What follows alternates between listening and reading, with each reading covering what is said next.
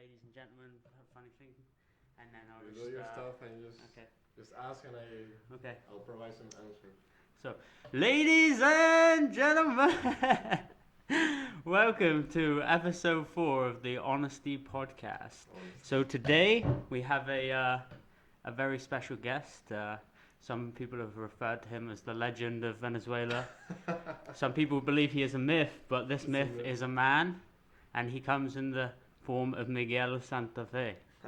So Miguel, welcome to this enhanced studio that we have here in Wedding, Berlin. It's really like it. It's really like Berlin style, you know. Yeah, man. Like a lot of the people, obviously a lot of the people who are watching, they're not going to be able to see the highly expensive marble flooring. No. The high quality ceiling, all the high quality lighting, of course, and the high quality guests. Occasionally, I don't know about this one, but So Miguel, would you like to introduce yourself? Like, who is Miguel Santafé? Well, Miguel if Santafé. If I'm an interviewer, I say, okay, welcome. Who is Miguel? Yeah. Well, Miguel Santafé is a Venezuelan guy, 25 years old. He was born in Valencia, second biggest city in Venezuela. And 25 years, and it's been kind of a crazy ride actually. Where should I start? Crazy as in? Yeah, I mean, like, come on, imagine, like, with all these things going on back home, going from there to here. It's a major contrast, right? Yeah, it's the biggest contrast, the biggest change I ever had in my whole life. So if you could, like, say for example, like, I mean, you have to assume that there's a lot of maybe Europeans and Americans that don't understand what's happening in Venezuela. So would you be able to, like, summarize the kind of financial crisis that's occurred and, like, the governmental crisis? Yeah, I mean, actually, before going to that, I think there's a really good example that I always give people, because like you said, it's so hard to explain, like, the magnitude of the crisis and the impact on your your daily life. I always try to, like, summarize everything with this normal example. Let's say you wake up, you have your room, you have your house, everything. Okay. Wake up like a normal day. For example, it can be like a blackout. Already, like, imagine you wake up 6 in the morning, boom, blackout. And okay, all the implications that a blackout means, right? No electricity, you cannot charge your phone, you cannot charge your things. It's like all your electronics, no light, maybe no heating if you want to take a shower. If you have water, because you may have or not have water, or maybe you have like a really extremely bad quality water, so you're not able to even take a shower.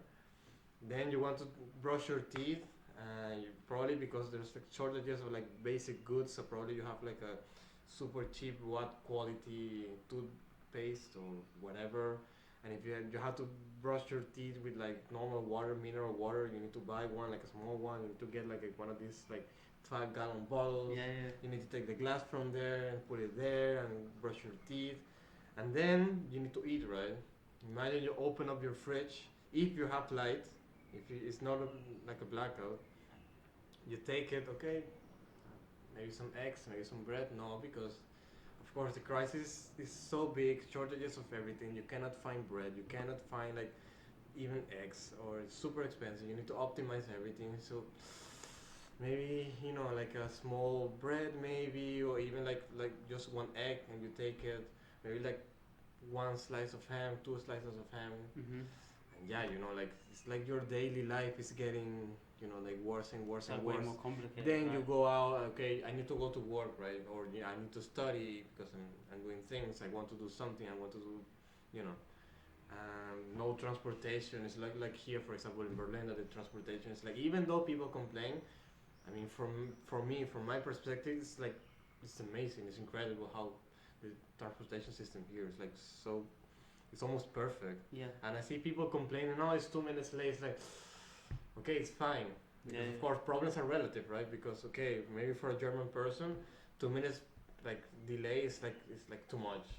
But of course, like 2 minutes. But I mean, you have the bus, you have the driver. You know that it's gonna come at some point. You know it's gonna take you at some point. You don't have to be like scared that somebody will go into the bus and like rob you or something. Mhm. So it's already, you know, like Yeah. So your perspective I is mean, entirely perspective is different. completely different, you know? Yeah. And yeah, like you know that you're gonna get to your place, you're gonna work, you're gonna go to study, you're gonna whatever you're doing, and yeah, it's. I mean, the comparison point is crazy. I mean, you cannot just like you can't compare. Yeah. It's completely it's like black and white. It's completely crazy. And of course, when I put this example, people are actually, oh wow, really? It's like that. I mean, I didn't know. It's like it's not on the news, or maybe it's like in the news when something like really really bad is happening, and then it's like it's not there. Because for example, like well, I guess maybe some people that are gonna listen to this, they are aware of the news, but come on, if you have okay, let's say there's a demonstration, a lot of things are happening, and you go there, maybe clash with the police, with the National Guard, and of course, you can take that picture, you know. It's Mhm. like, okay, somebody shooting somebody, somebody like throwing tear gas to somebody. I mean, you can take a photo of it, and you can actually show that to the world. People will see, okay, this, something really bad is going on here. But for example, how can you take a photo to 1.5% of hyperinflation? Yeah. Yeah, Not I mean, possible. maybe you can, but like, you know, you have this thing. For And example, most people probably don't even know what inflation is. Right? yeah, exactly. Yes, Like the yeah, standard exactly, person. exactly. The standard person, because why should they know about inflation? Yeah, don't care. Because yeah, it's like yeah, everything has a price. It's like this. And it's always been like this. It's okay. I just pay it, and that's it. Yeah. Man, it's not like you take your savings. I mean, you take your money. You get paid or something. You need to like start thinking quickly. Okay, how I'm gonna spend this money? Yeah. Because eventually, I mean, it's like by hours, man. It's gonna lose value. By days, if you keep that money like 5 days in your account, it could be like 50% of the actual value. Yeah. And it's crazy. You need to think about, okay, I need to buy dollars, I need to buy euros, I need to even buy tuna or something like this. And you can store it in your house, and it's gonna keep value. Mhm. And then you can actually resell it Or for more money. eat it or for exactly. Wow, man. Yeah. And how are like Venezuelans hedging against these things? 'Cause I know for a fact, like since you've spoke about it quite a lot at work and things like that, and you speak about the fact that a lot of Venezuelans use Bitcoin as a transactional kind of currency, and like isn't I'm not 100% sure on this. Like, you can't quote me, but I'm pretty sure I saw some statistics that says that Venezuela is the third largest consumer of like Bitcoin, or like it's the third largest user in regards to geographic locations. Yeah. Actually, worldwide is the second. But it's the second in this platform. I guess you know it. Local Bitcoins. Yeah. There's this free peer-to-peer exchange. Basically, it's like a free market. And you basically go there and you can put your ad. It's like selling Bitcoins or buying Bitcoins. Okay. And somebody will contact you, or you contact people. So they contact you through like a private website or something like that, and then you're like, imagine like I don't know, let's say eBay, something Yeah. like this. You know, Yeah. you put your ad, selling or buying, and you just go there either you're selling or buying, and you just and trade your traditionally, coins. so I assume that they don't sell it in what's the currency in Venezuela? Bolivar. Bolivar. So Yeah. they don't sell it from Bolivar to Bitcoin, do they? Or is it like USD? So Yeah. always Because USD. it's like basically the main reasons for the Bitcoin adoption. Let's say it's like you can say it's one of the biggest adoption examples in the world, because of the huge like inflationary crisis and the economy is basically collapsing. Yeah. Basically. So of course you have people that they want to like store value, Mhm. and even though Bitcoin, if you want to talk about Bitcoin as an asset, you can store value on that. Of course, you can say, okay, it's volatile, everything is like dropping. Yeah, but when you have a currency that is like, man, like when you have one It's inflating million and like a half 1,000% a day percent, or something. exactly, inflation per year is too much. It's like even though Bitcoin can go up and go down, like however, I mean, any percentage that you want, it's gonna be safer than have the national currency that we have. Yeah. Definitely. That's why a lot of people they go and just buy a bunch of Bitcoins, and they will see what they can do with it. Mhm. The second reason I would say is like actually a lot of people are accepting Bitcoin as a payment method right now, so they don't have to go to the normal currency or like even dollars to do transactions or to buy things.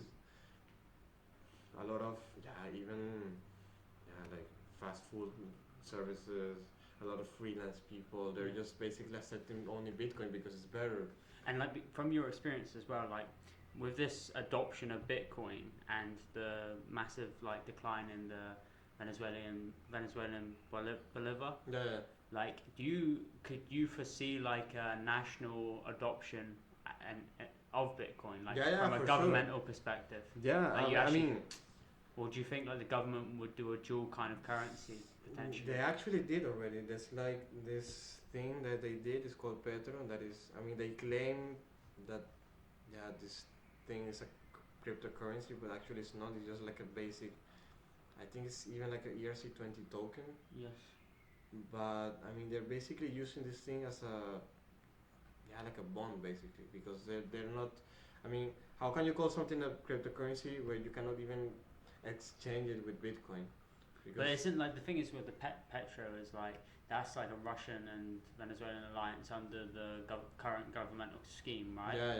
So like, but I mean like in regards to, do you think that potentially like, I know that there's a lot of like political turmoil that's happening currently in Venezuela, but as a country that's relatively small, like in regards to population, it's like 40 million people, right? 30.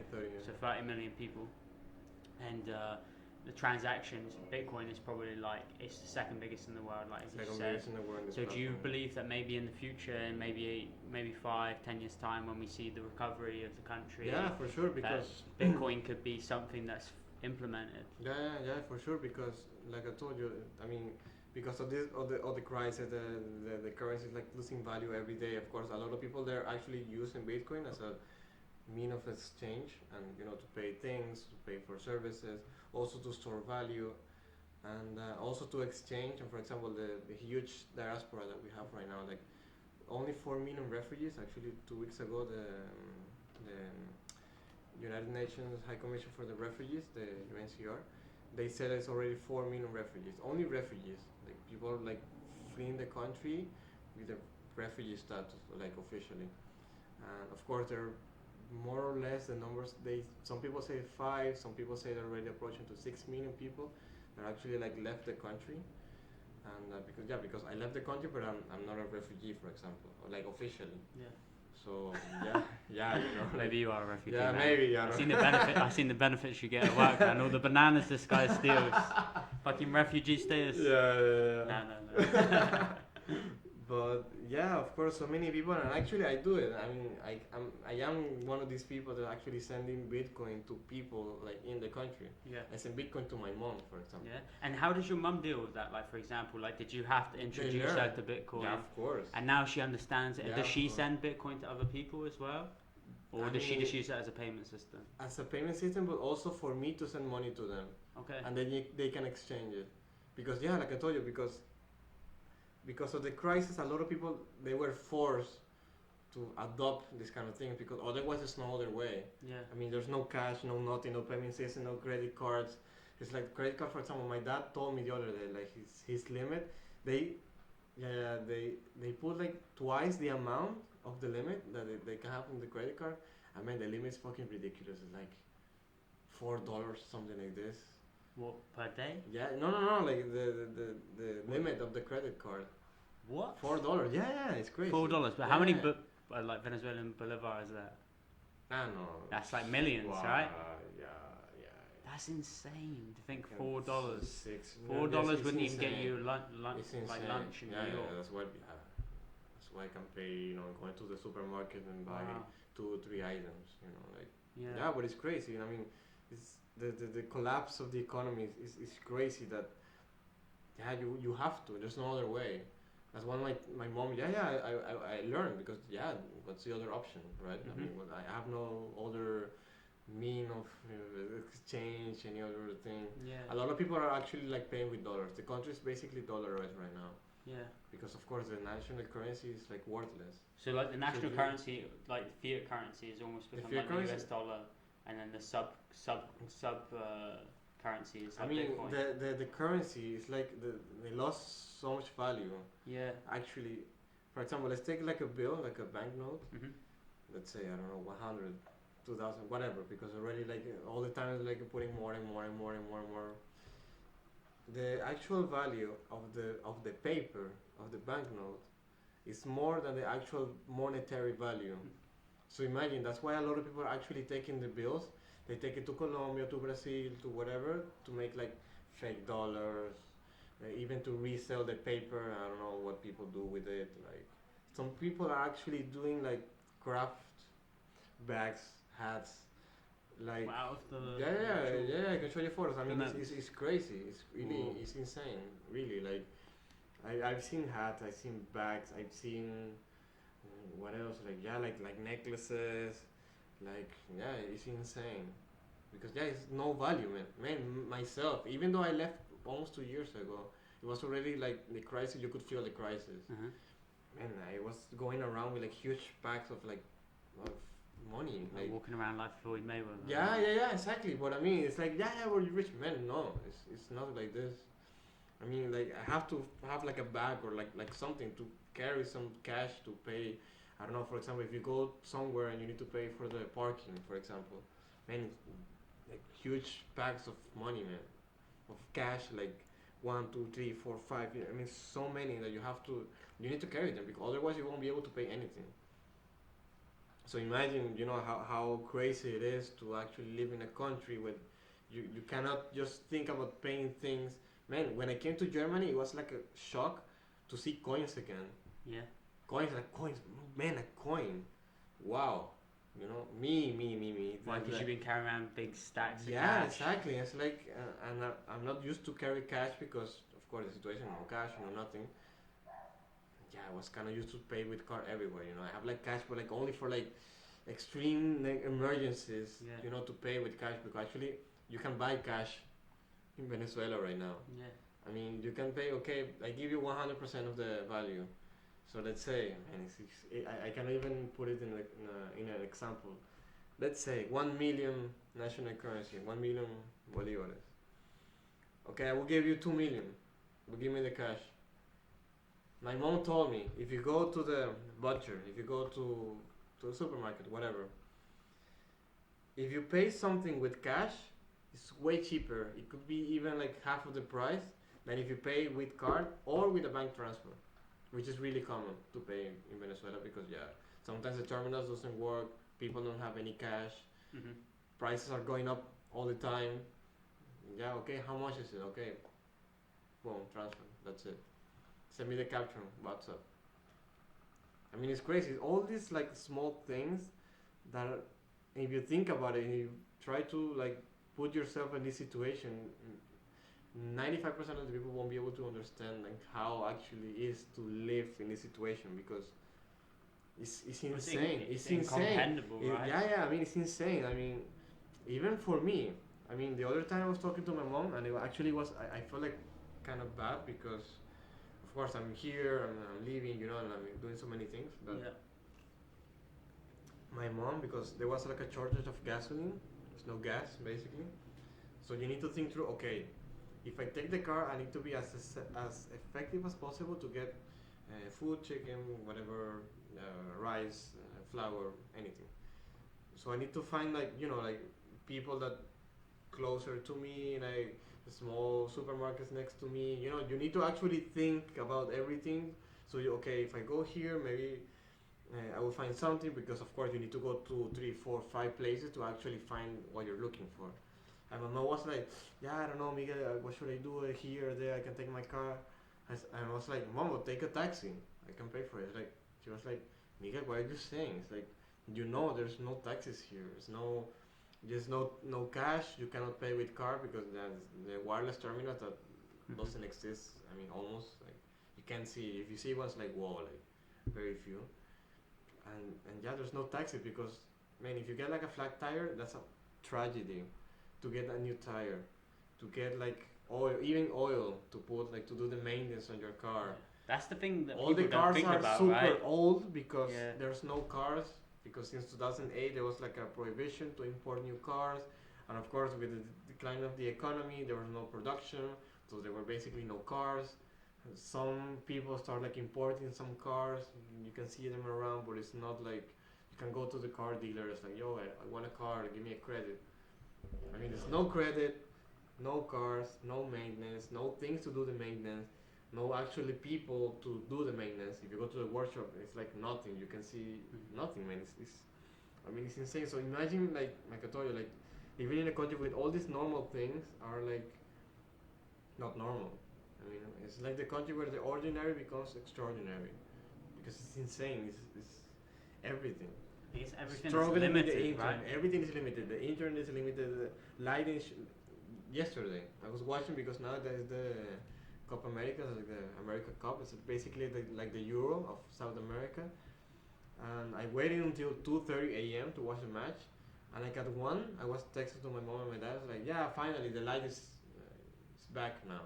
What your parents said? Yeah, because it was like a blackout for like 5 hours, something like that. So they couldn't watch any of the They, games. of course, they were there at home doing nothing, with no signal, no internet, no water, no nothing.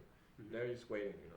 And this is kind of strange as well, because like from a European perspective, like I mean, I don't obviously vouch for all Europeans, of course, but I would say that people can't comprehend this kind of thing because it's never happened to them, you know. And it's like this idea that Venezuela is so far away. Yeah, it's like it's so far away. It's like okay, like maybe these guys, you know, some shit is going down over there, but you know, I don't want it to concern me. And that might sound like a little bit, you know, horrible or unfair, and maybe it isn't. It is to some degree, but I think what happens is with people, everyone has issues in life, right? Whether you're rich, whether you're poor, exactly, right? Exactly. And naturally, you focus on your own problems before you focus on other people's. Exactly. And that might be somewhat selfish. It is to some degree, but to some degree, in order to be happy in life, you have to be selfish. You have to follow your own path or whatever. So like, I can understand that. Well, I can't understand because obviously it is a crisis, but people obviously don't follow it so much because it's not spoken about so much in European news. It's very strange. Like for example, I remember like before I came to Berlin, I did my thesis on cryptocurrency, and I was aware of the Venezuelan crisis, but before investigating cryptocurrency, I had no idea. I had no idea, and I live in the I lived in the United Kingdom. You know what I mean? Like it's like one of the bigger European countries. So you'd think naturally that we would know. I would know about it through like the BBC News. Nothing, man. And why is that? Why do you think that is? Like from your perspective, as someone who is not a European, someone who's from South America, why do you think that they're not reporting it?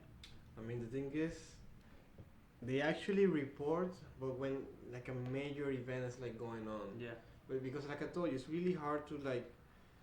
Okay, now because of the crisis, like even for example, the refugee crisis is almost at the same level as Syria, even worse, because from 2015, I think it's already been like 4 million refugees, and the Syrian refugees there are around 6.5 million since 2011.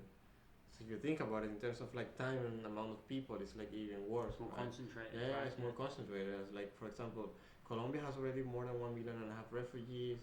Going to Brazil, people are spread all over Latin America, Ecuador, Peru, Chile, Argentina, Brazil, United States, Panama, Uruguay, Curacao, Spain. So, I mean, it's really hard to take like a photo of this, you know, because it's so, I mean, so many things happen at the same time also, like the political crisis, the economic crisis, social crisis, humanitarian crisis, that it's kind of hard to actually take something and just, you know, to put it there. Yeah. And yeah, I mean, of course, it's sad that it's not like on the main page of the news because, I mean, of course, if you ask me, of course, it should be because if something like this happens, general, right? yeah, because something like this happens like in, even like 10% of what's going on there happens in, let's say, Germany, wow, it will be like news for like 1 year, you know. But one of the things that I always think is sad, you know, is the fact that even like from my perspective, you know, like people will know about Kim Kardashian having a child, right? But they won't know about the Venezuelan economic crisis and the fact that 30 million people are going through turmoil, you know? And that's to some degree, when you think about it, that is the state of like society now, where like certain things, social, popular elements are like highlighted more so than other things because it all comes down to like viewership. how many people are gonna watch this? How many people are gonna care about this? How many people are gonna subscribe to this? And usually when it's something about, you know, a beautiful woman or some woman who's got, you know, a massive rack or something like that, people are naturally drawn to it, you know, especially guys. And it's a shame because there's a lot of things in the world which we can learn a lot about, and we can be offered a lot of valuable information. And unfortunately, like, people are swayed to the easy route in life, and sometimes that is like the Kim Kardashian, the stuff like that. And the Venezuelan crisis is like, okay, I actually have to understand a little bit about economics to understand this. And then they don't report it maybe because they think, fuck this, the average Joe doesn't know shit about inflation. So why the hell would he or she want to know about these South American dudes, you know? And it is a real shame to some, well, to not some degree, to every degree. I mean, it's, for example, I remember one day there was like a massive demonstration. There was something really big going on, and actually we also did like a demonstration here in Berlin. And when I was coming back from the demonstration, I mean, it's a lot of shit going on. Like right now, it was like a conflict like in the border with Colombia because some people were trying to get like humanitarian aid in, and the National Guard was like denying it, like shooting people, tear gas. Yeah, like some paramilitary groups actually like shooting people with bullets and stuff to people. I was like, man, it should be on the news. And I was like checking the news like on the public transport in the U-Bahn. And I was like, Alex, I remember exactly, Alex Rodriguez. It was something related with Alex Rodriguez and one of his girlfriend's wife, I don't know what. And I was like, man, really. Who is Alex Rodriguez? Alex, you don't know it? It's a baseballer. Yeah, I mean, we know it because, is he American? Yeah, American Puerto Rican. Man, fuck baseball. Fucking stupid sport. I mean, because baseball is kind of famous, you know. Man, these guys are famous for fucking jacking off quick, you know, that's it, man. Actually, no, it's probably requires some skill, but fuck that. It requires some skill, but I mean, they weren't even talking about Alex Rodriguez because of the baseball. They were talking about Alex Rodriguez because he's married to Jennifer Lopez. You know Jennifer Lopez, right? Of course, man. Yeah. Well, I don't know. I'm still Jennifer. Yeah, exactly. So I mean, yeah. And I was like, really, that's how it is. Yeah, because it's popular opinion, right? Yeah, it's easy to consume. Then you try to like do like some reverse engineering. It's like, okay, this is gonna end up to who? Like the normal person, you know? Because this app, I mean, I know also. I mean, that's my job also, you know, like in theory, marketing, and I mean, you. Oh yeah. Yeah. Oh really? You tailor your ad or your content to a specific audience, right? So and I did like this reverse engineering. It's like, this ad is not talking to me, of course. It's like talking to any German person, any person that is like living here in Berlin, and they have no idea that. I mean, also there are some really bad things. For example, they don't read the news. They're not aware of actually things are going on. Like, and actually, I don't blame them that they don't know. They're not like at least. But I mean, come on, you need to at least be aware of things, you know. Even though, okay, maybe you cannot do anything. Maybe you cannot like, you know, maybe. And also you could argue as well. It's almost like the paradox of choice. It's like it's because of the internet now, and there's so much access to information. We have this like absolute plethora of information in front of us, and in the past, you think about it, like the news outlets, they were the only channels which would give us news. And in the past, they would give you valuable news. Maybe like in the early 90s, early 80s, they used to speak about things that were credible. And then all of a sudden, maybe in the early 2000s, they started to realize that we can talk about this and increase our viewership. Which increases funding, sponsors pay more, and it was almost like a magic formula that they discovered. And it's almost like if you've ever seen the movie Anchorman, it kind of metaphorically explains it in the sense where, like for example, that Ron Burgundy like covers a helicopter chase, and the helicopter chases a car. And they realized the viewers went up. You know, I know it's that's theoretically like a load of shit. It's like a crazy example. Yeah, it's a funny example, but then by that mistake or whatever, maybe that happened in real life, I don't know. But like through the movie, you see that the viewership goes up because people are like, wow, this is cool. And then it's not about the content anymore. It's about the reaction to the content. So it's like the whole platform, the whole concept itself changes. So now it's not about being accurate. It's about being the first to report the news. And now it's instead of reporting valuable news, Man, it's that's why you about have fake bullshit news right shit. now. Exactly, because it's about getting to the market quick, being the first guy to come in and being like, fuck it, I'm gonna run the show. Yeah. And it's weird actually, right? Because actually what happens then is the news becomes so skewed and so bullshit that you have smaller platforms like, you know, organizations like Vice and stuff, like these kind of companies that will build up a solid reputation. Yeah. Because the news have kind of like squandered their true values for viewership because they want to get increase in sponsors. I mean, and all it this goes kind of beyond the bullshit. news. I mean, they take facts and they actually put them there, and then you can make your own judgment. But at least they try to point like the different facts, the different approaches towards any issue, and they just, you know, okay, this is what it is, and then you can make your own whatever, your own judgment. You can say whatever you want. You can express your opinion, but this is what it is. You know, like this is happening. This is whatever. Yeah. Yeah, but it's Yeah, it's a shame, man. I And know, I tell you what, I was on the internet the other day, and you know, I was researching Venezuela, and I came across this very, very interesting new business. Actually, I don't know if you've heard of it. It's called like Solidary Chain or Solidary Chain. Do you know what it is? Yeah, Have you ever heard of that? I heard of it. Have you heard of it? Yeah. Who's the mastermind behind that? I'm not. I'm pretty sure. Yeah. I'm pretty sure it might be you, right? Could be. Is that correct? Could be. So maybe you can explain a little bit about. Yeah. Is it Solidary Chain or Solidary Chain? Like, how do you pronounce it? What's your vision or expression of it? I mean, you say solidarity, right? Mm-hmm. And if you say the T, Yeah. solidary chain.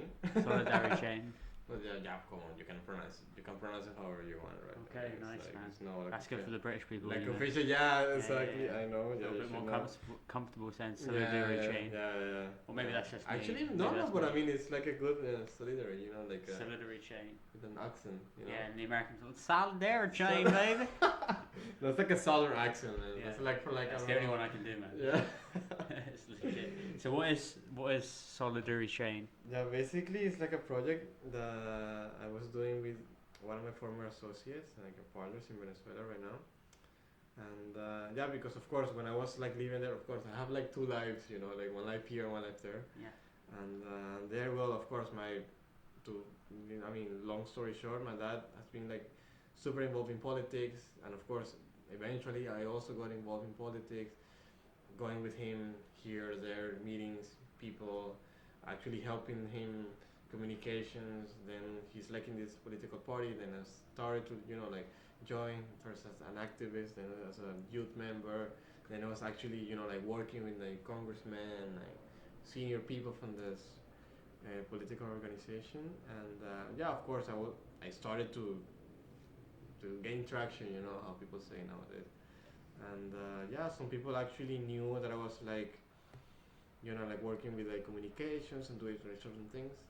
And through that, I met a lot of people, clients, friends, a lot of really nice people. And yeah, of course, I had these connections, right?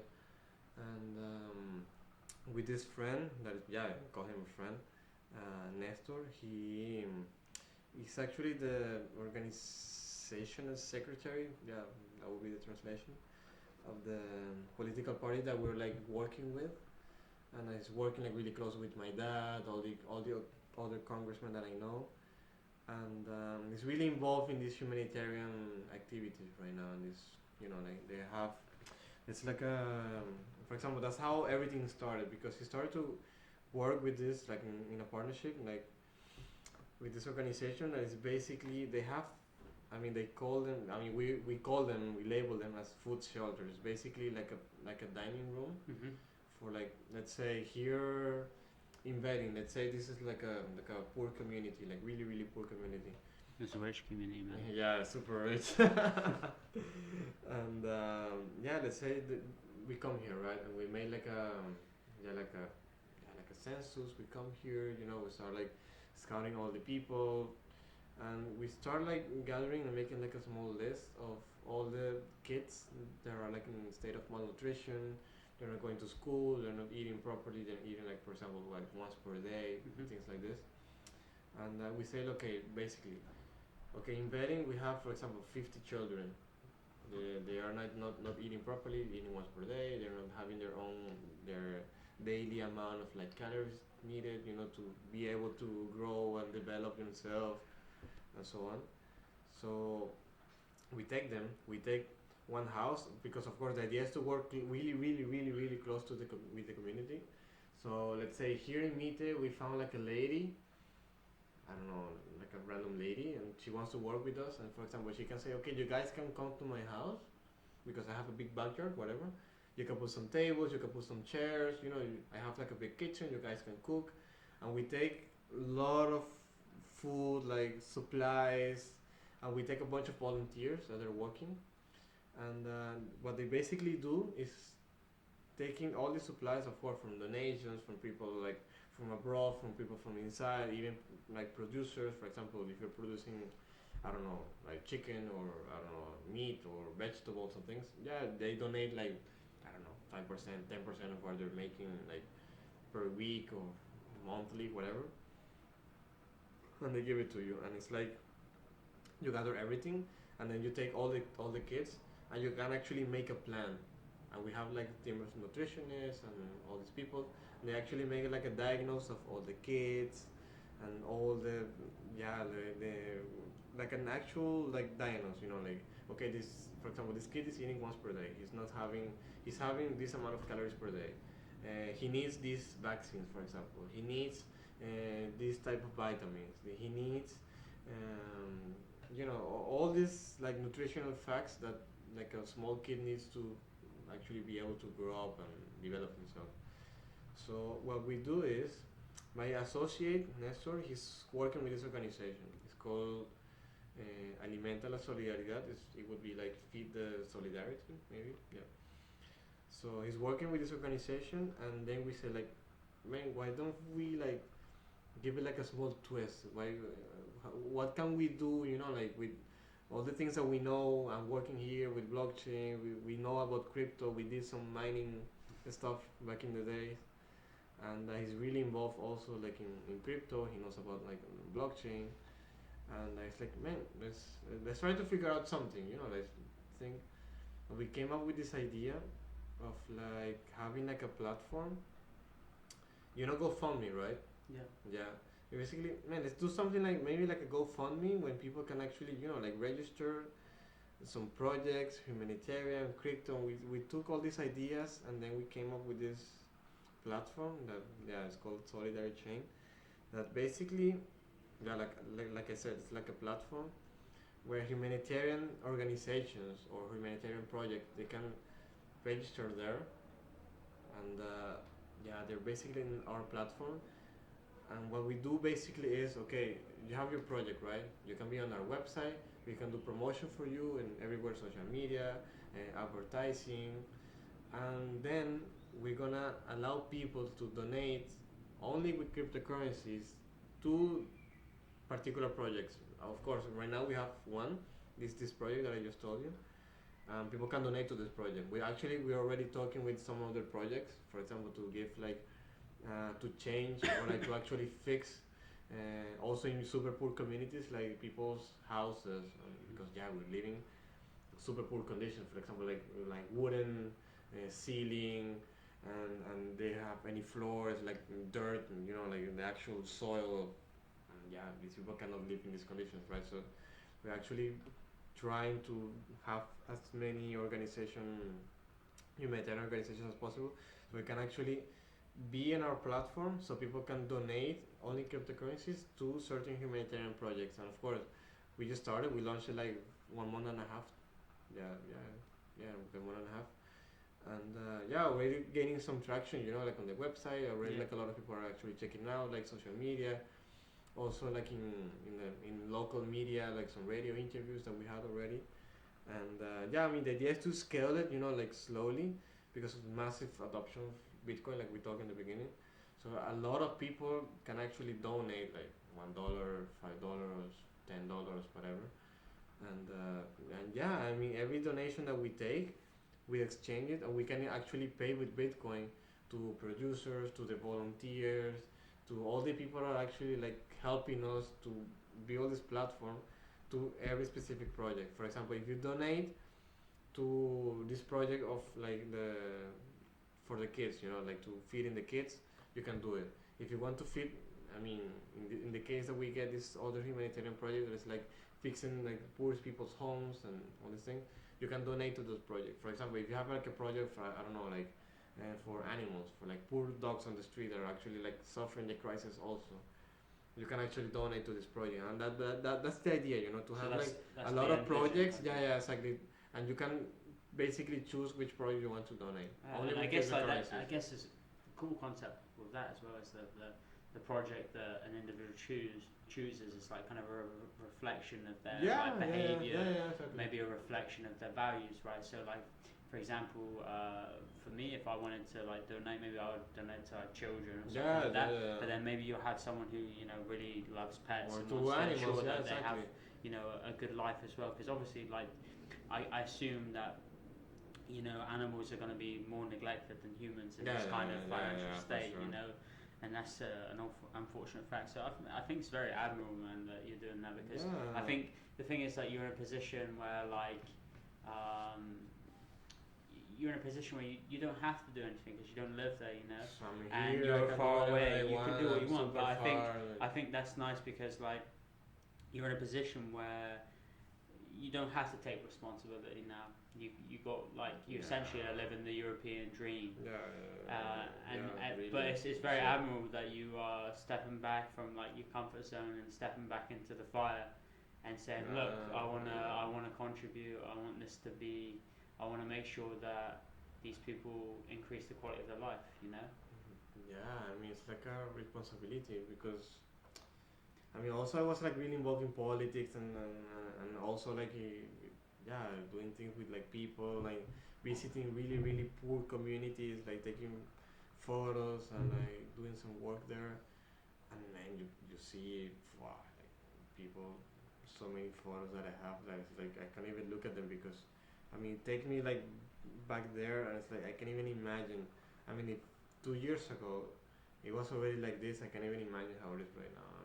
I already lost any type of reference right now with everything. I mean, if I go back right now, it's like a different country that I left, and completely different.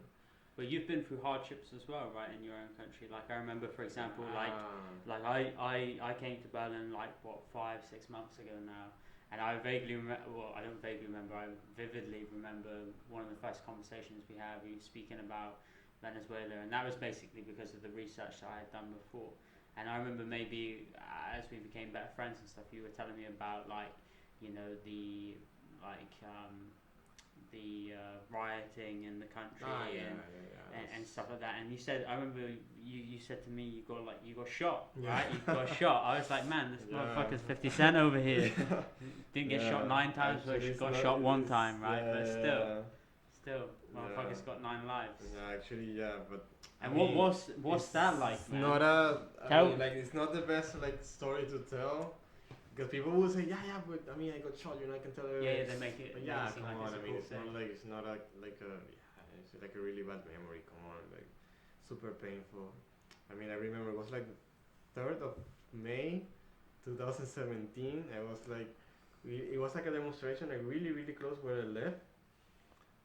Really close to the highway. I mean, the demonstration was supposed to happen on the highway, and the thing is, in theory, you cannot like demonstrate on the highway. You need to ask for permission, and to the government, and of course they're not gonna give you any permission. So of course people don't care. They just go to the highway, and man, like National Guards, super armed to their teeth, like shotguns, like bikes. These like small tanks, armored tanks, to like shooting tear gas like crazy, and actually there was like a really huge group of people like there, and I'm riding. It's like a bridge, and people were like starting to gather, and it was not even like a huge demonstration, and man, they came right away, but like crazy with these like huge machines, you know, like there's like some trucks and like throwing water to the people, and like shooting and everything. And but I mean, people were like holding on. I was just there, taking some photos and like basically taking some footage because you need to give some awareness about everything. That was basically my mission. I was going there to take some photos to show the people in my channels like Instagram, social media, whatever, to show people what's actually is happening. Like because I mean it's really bad that it's like shooting old ladies actually. Yeah. That I have a photo. I've from seen that the day photos of that. of an old lady that is like passed out because no, she didn't got shot, but she was like passed out because of the tear gas. And come on, it was already It's disgraceful. come on. But it's almost crazy to think that like these National Guard, they're like almost. I don't know. Obviously, I'm speculating, making assumptions because I don't understand their perspective. But it's almost like they've been brainwashed. They've been brainwashed. They've been brainwashed into thinking that this is the right thing to do. It's almost like equivalent to where. When the SS in World War II and the SS, the Germans, them they would do certain things that were horrendous. They would kill pregnant women because they weren't considered to be like Aryan race, and certain elements like this. And they were so brainwashed into thinking that it was acceptable that they therefore took on that ideology, and then they believed what I'm doing is right rather than this is like human. There's a lot of that. There's a lot of that for sure. But there's a lot of like I have to be here. I have to do this because otherwise I won't get any money. If I get any money, I'm gonna starve. Yeah. Because I don't have any like any other thing to do to get money to eat. Or my family, that maybe they have like a child or something, or even like. So they got their own concerns, right? So I mean, of course, basically like surviving. That's the thing right now. And I saw this actually as well, like something similar. It's not in Venezuela, but. I remember there's this documentarian called Ross Kemp. He's this British guy, and he went to Iraq and Syria, and he interviewed ISIS members. Wow. And the ISIS members were like, the only reason I joined ISIS is because they pay me more than if I work in a corner shop or something like this. And so I know that's a very extreme comment. But the thing is that some people are doing something because and it's almost like you have to understand their perspective in the sense that, man, like maybe this guy or this lady or this family member, they accidentally had an extra child by accident. They didn't want to have an abortion, so now they've got to facilitate the needs of their child, and they have to, bring in enough financial value to ensure that their family is fulfilled and happy. And sometimes that means by doing something that isn't necessarily morally correct. So even though I don't agree with that, it's kind of one of those things where you have to sympathize to some degree, or at least maybe not sympathize, but you have to be like empathetic to the point where you say, okay, I understand this person's situation. I can maybe try to put myself in their shoes. Yeah. I mean, there's another option. I mean, especially in this case, of course, it's like a really extreme case. They can easily get killed. Nobody will say anything, and that's it. Yeah, man, and they're just dust in the memory of history. Yeah, that's it. I mean, so these people, they really don't. It seems like they don't care, or I don't know what, man. And like coming back to the thing, and like they try to make the people go away, like throwing tear gas and things. I mean, you could say, okay, it's fine. But come on, like already, for example, taking the cartridges out of the shotguns, taking the rubber bullets out, putting glass, putting metal, putting any type of weird shit they can find there to shoot that to the people, that's already like a step before, like a step further, like come on, that's already too much, man. That's already too much. That's like really. I mean, you want to harm, you want to kill people. Malicious behavior. I mean, the next step is already taking a machine gun and start killing people, and it's like, and that's it. And I mean, that's what happened to me, and But where did you get shot in the shoulder? Back here. Yeah. Or did you get shot whilst running? Because, like I told you, it was like the highway. I was like down taking some photos, and sorry, because that's how they do it. I mean, it's like waves, like first wave, like a little bit tear gas, like a second wave, already like some maybe 2 trucks, 3 trucks, 4 trucks, like throwing water or like even more tear gas to the people, and then suddenly comes like the final one that is like with everything, people shooting like tear gas, like the tanks taking also like shooting tear gas, and like a massive amount, like these national guards or whatever, national police, in bikes. There's one driving, the other one is like on the back, like shooting people, like boom, boom, boom, boom, boom, like crazy. And then they came. I remember exactly. It was like the bridge there, like on two sides, because you can actually, it's like a normal bridge that goes onto the highway. And man, they came from both sides, like shooting people like crazy. And of course, I was there. I took a couple of photos and I just ran away. Running, boom. Really? And yeah. And actually, I didn't feel anything. I was like, boom, yeah, I have something in my back. Fuck it, I have to run. Because of the adrenaline. Yeah, and I went with some friends. I was there, like, I have something in my back, but whatever. They were coming. I just got into my car and just went home because it was like kind of close. I went there like crazy, and then I was like, fuck, bleeding. Whoa. I went up. I went to the toilet there, like tried to clean it. Then my mom saw me, like, and then You had to go straight to hospital. Yeah, it was crazy. But yeah, what I mean is, and I mean, I can say that I was lucky because you can die. I mean, so many people that they kill so many people. That's the thing. Like one of these shots goes in the wrong. Man, like, it could be it could be I mean, okay, it was on my back, but if it was here in my aorta or whatever, like any other like main vein, you're done. Yeah. That's what happens. I mean, I saw a guy that got shot. I have the photos. I have the like actual sequence. Yeah. When he got shot, when he was like carrying out on a bike, and then when he was there with the bullet hole here, and you can see actually this bone is like broken. Yeah. And you can see the hole, and I have the photo. And I mean, I saw it, and then the guy died. Really? Well, he died from getting shot in the collarbone. Yeah. I mean, if that's not like a. Whoa, and that doesn't even seem like that doesn't seem like a place where you would die. Traditionally, you think like a bullet. No, it's a bullet. It was a full-blown bullet. Yeah. But still, like you don't think like getting shot in the collar because it's not like But I mean, it snap your bone, but it snapped the bone and went inside like crazy. Ah, okay. So it snapped the bone and then. Yeah, because that's what happens with bullets actually. Yeah, that's ricochet. I mean, you can get shot like on the any part, but that's the problem when it goes inside.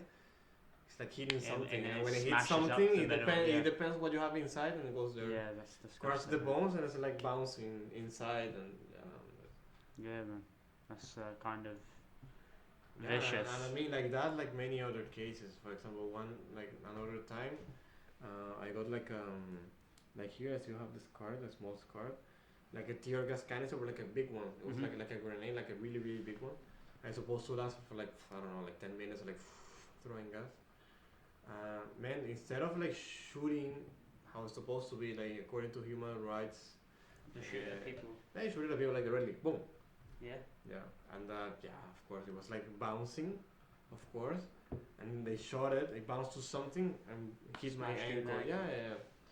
And you could actually like have like a big scar. You could actually see my bone and everything. But come on, I mean it's not. And that. But that's also that day they were shooting bullets, man. They were like demonstrations here, there, boom, boom, boom, boom. Shooting to the bridge, and I was on this bridge. I was like there, like literally like on the ground, because you can get shot, man. And nobody will like, no, he got shot. We need to find the police, and nothing. So I mean, it also takes like a lot of like willing to be there and expose yourself. It's a lot of times I went there without telling my mom and my dad that I was there. Because they know the danger. I also knew the danger, but I mean, because then I go home and I do nothing. Man, come on, I am here and I have to do something, like. But it's insane.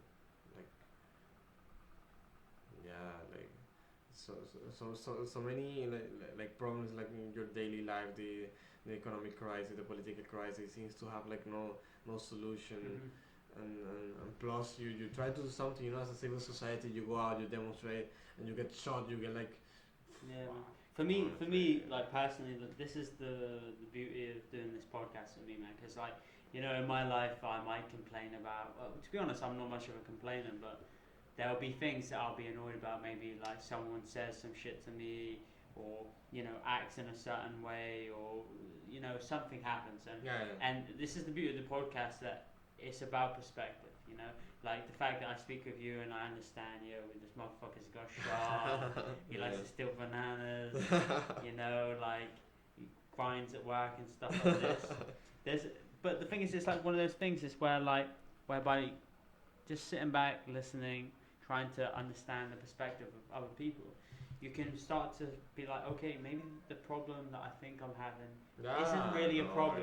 In fact, it's not a problem, you can shift your perspective. I want to make it a problem. Yeah. That's basically what a lot of people do, without even realizing. Yeah, and the problem with that problem is the fact that the people who lack perspective, they essentially make their problem into something so great that it affects their mental health, right? Not always. I don't want to put a blister on mental health or whatever, because that is a major concern, definitely. I mean, but you have so many people that are like, I mean, they're concerned. Man, I got only 100 likes on Instagram. Man, what's going on? That's crazy. That's fucking crazy. Of course, that's an extreme case, but But I think people like that, essentially, what's happened is their concept of happiness is external validation. Yeah. So it's like they're not internally validated. They're not doing it because they like it or they love a concept or whatever they want to follow. People. It's for other people. And you could argue that certain elements of social media, they kind of highlight the animalistic, prehistoric element of human beings. Yeah, for sure. In the sense that, if we lived 1,000 years ago, the idea of being alone, seeking for acceptation, exactly. So seeking the acceptance of the group gives us clarity, gives us benefits, and it's almost as if that as we are technologically advancing, we're kind of like regressing. We're primitively regressing into like a past state, which is kind of a little bit strange, because you would think naturally, like if this was like a George Orwell book, you'd think that we would develop, but maybe the men and women of 200 years ago were actually superior intellectually, and now we're kind of getting to this state where like we've reached the pinnacle, and now we're like regressing in certain areas. And socially, the human relations, more real, more pure. I mean, it's so hard to find people nowadays that are like more, like real, that they don't. I mean, so many people that when they go out to eat, for example, like just to put like a common example, I need to take the photo, I need to do this, I need to do that, and it's like, why? The question to me is why? And it's like, you have this now, like why don't you enjoy it? You want to like concern about like, okay, the photos, so then I end up eating here, I need to eat fast, and I mean. It's kind of lame, right? It's like when you see, it's almost like, because of stuff like Instagram, because of stuff like Facebook, Twitter and stuff like this, the element of living in the moment has been eradicated, right? Because what's happened is that people don't believe it if they don't see it. And who gives a fuck if someone doesn't believe it? You know you saw it. So why do you need to justify yourself to other people and say that I've seen something or whatever? It's just crazy. In my opinion, I think it's a little bit crazy. Like, for example, if I say I saw something, like for example today, I remember I walked to work and I was crossing the road, right, this morning, and a little boy crossed. Basically, there was a car coming down the street really quick. This little boy went to cross the road. He literally missed the car by millimeters. He would have gone fucking flying. This kid would have gone flying. His dad came out. His dad was like a couple meters ahead of him on his bike. Dad came out, started banging on the car, the car. Really? The car, went crazy. I didn't tell anyone actually. I kind of forgot actually. Yeah. But he went crazy. But it's like, I didn't need to get my phone out and start filming it, But some people would. They'd be like, I saw this argument. And a way of saying that they saw it is by filming it as an evidence, evidential proof. They can, And it's like, why do you need to say that? It's like, why do we always need to back up stuff with evidence now? Why don't people just believe stuff? And it makes you question that maybe it's because people just fucking lie all the time now. Yeah, I mean, it's so easy just to pretend that you're somebody on social media or any other thing that, Why not? You know. Yeah. So, but the thing is, it's like when you pretend on social media, you actually also pretend in real life. So it's like your social media life influences your Because real at the life. end, because and of then course, it if I'm fucks you pretending up. that I'm somebody on social media and yeah, I get acceptance, I get like likes, comments, whatever. Of course, I will try to replicate that in my real life, you know, like, because okay, if it works for Instagram, maybe it will work like in my real life. Yeah. And yeah, I mean, at the end, it doesn't make any sense because at the end, it's not gonna be yourself. It's not gonna be. You're not gonna be. You know, it's not real. It's like a fake thing, and then you're not gonna enjoy anything. It's gonna have like fake feedback from people, whether it's good or bad. And I mean, come on, how can you not live like? I don't know. I mean, for me, if you ask me, it's a total, it's a wrong approach for everything in life. I mean, you cannot be pretending all the time that you're something, pretending that you're like doing something else, pretending that you like what you're doing even though you hate it. I mean, well, why? You know, like, I mean, That's one of the things that I had an ultimate fear about in my life, man. Like I remember, for example, when I finished university and stuff like that, and I was looking at what I want to do, what I want to achieve in my life, right? I thought, okay, look, I can go to certain companies and get paid like significantly more because you're like fucking educated bullshit, like you got a degree and all of this dog shit. Yeah, and it's like to me, like as you become like more kind of educated, you realize it's all a load of fucking dog shit, and it all comes down to like what you value, what you want to achieve, and like for me, I always wanted to be part of something, of the next wave of something, you know, like to learn from people that have more knowledge than me, to be in the room where you're not the smartest guy, but you learn from the smartest guy, and that's what it's like where we work now. Like it's an interesting environment where we learn a lot about blockchain. We have interesting deals. And it's exciting, and for me, and that's exciting. You feel fulfilled, you know. It's really, I mean, because you're actually doing something, you know. It's not like you're working on something that is like vague, that is not adding any type of value to society or to yourself or to the industry or whatever. You actually, you know, try to do something. And for example, for me, if you ask me, I think technology, I mean, it's the main thing because technology is everywhere nowadays, and it's gonna be even more in the next years to come. In any industry, I mean, like everything that you think is based on technology, like anything. Yeah, more so now than ever, right? Of course. You think about like you spoke about you doing marketing.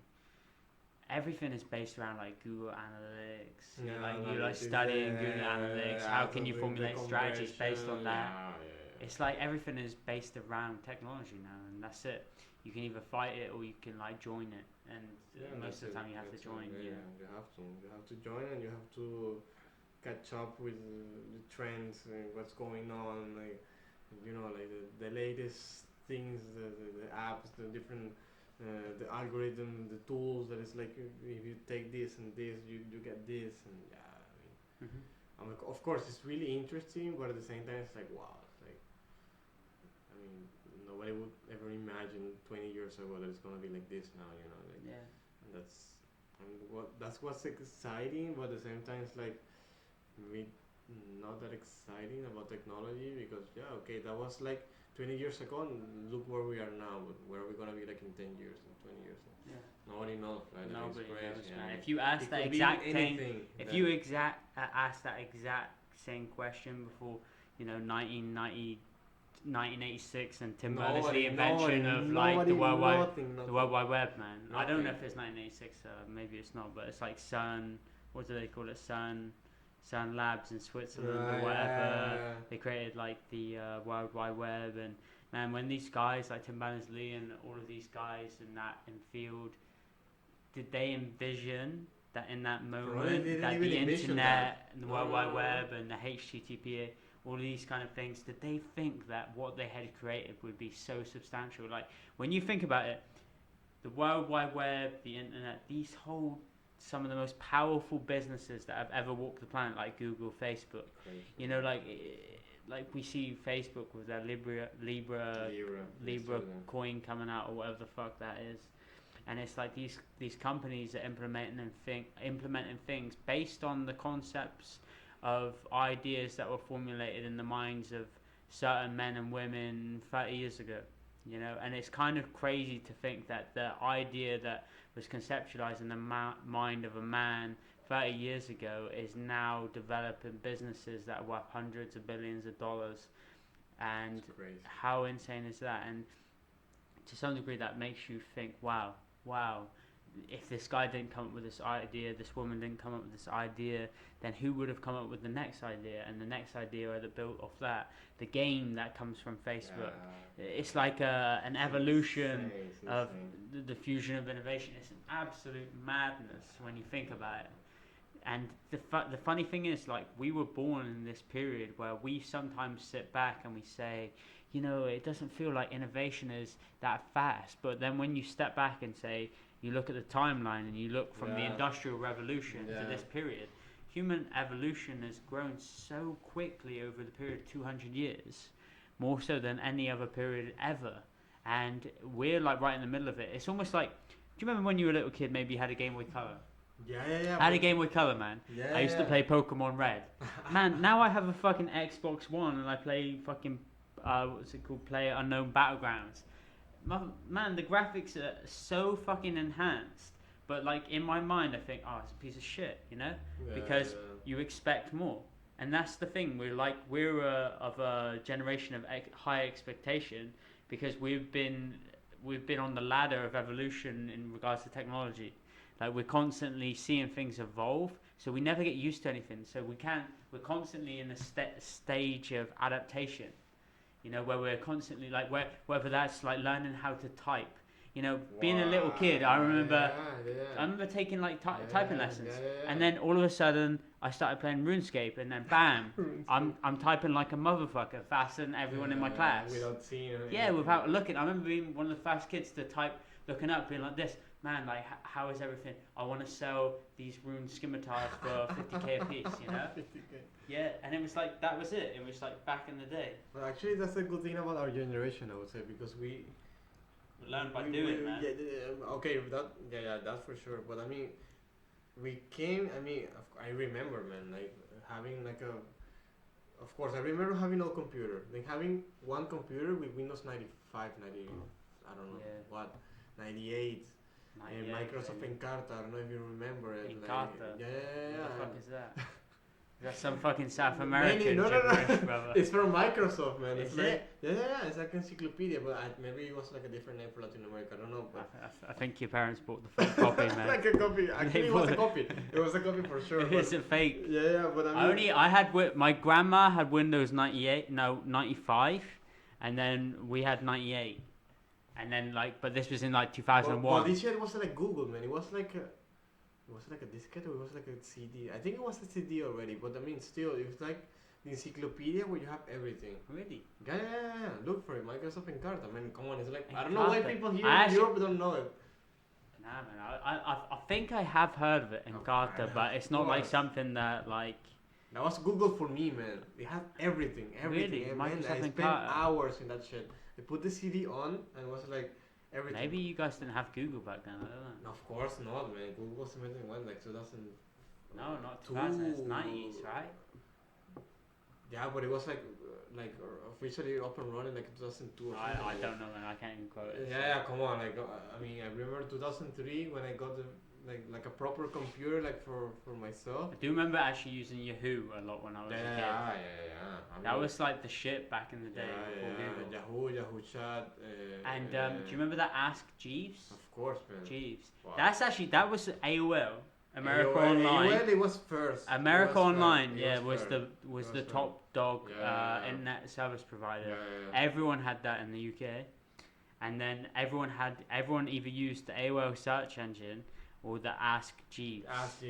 And then it was changed to Jeeves, and then they got wrecked by fucking everyone. Yeah. But it was like Ask Jeeves, Google. No, but AOL for sure. AOL was and AOL suddenly was the top it was dog. Google, and before it was Yahoo. I mean AOL, Yahoo a little bit. I remember Yahoo Mail, Yahoo Chat, Yahoo News, Yahoo Chat. everything. Really? Yeah. I remember that was the first chat that I remember that I used. Really? Yahoo Chat. Yeah.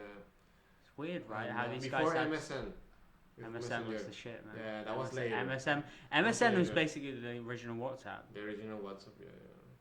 Man, that was so great. I remember coming home from school. Yeah, you coming speaking like with- after class. Yeah, I used like, to like. Yeah, see your messenger. Yeah, okay. I'd be man. like, yeah. I used to think I was like Yeah. Don Corleone, man. What a I used to be like, Okay. I would message some girls and be like, yeah, hey, what's Yeah. up? Like, how you doing? Sending the gift, sending the bus. And Pretending I was like some legit piece of shit Yeah, when I was just a piece of shit. You know? Exactly. Yeah.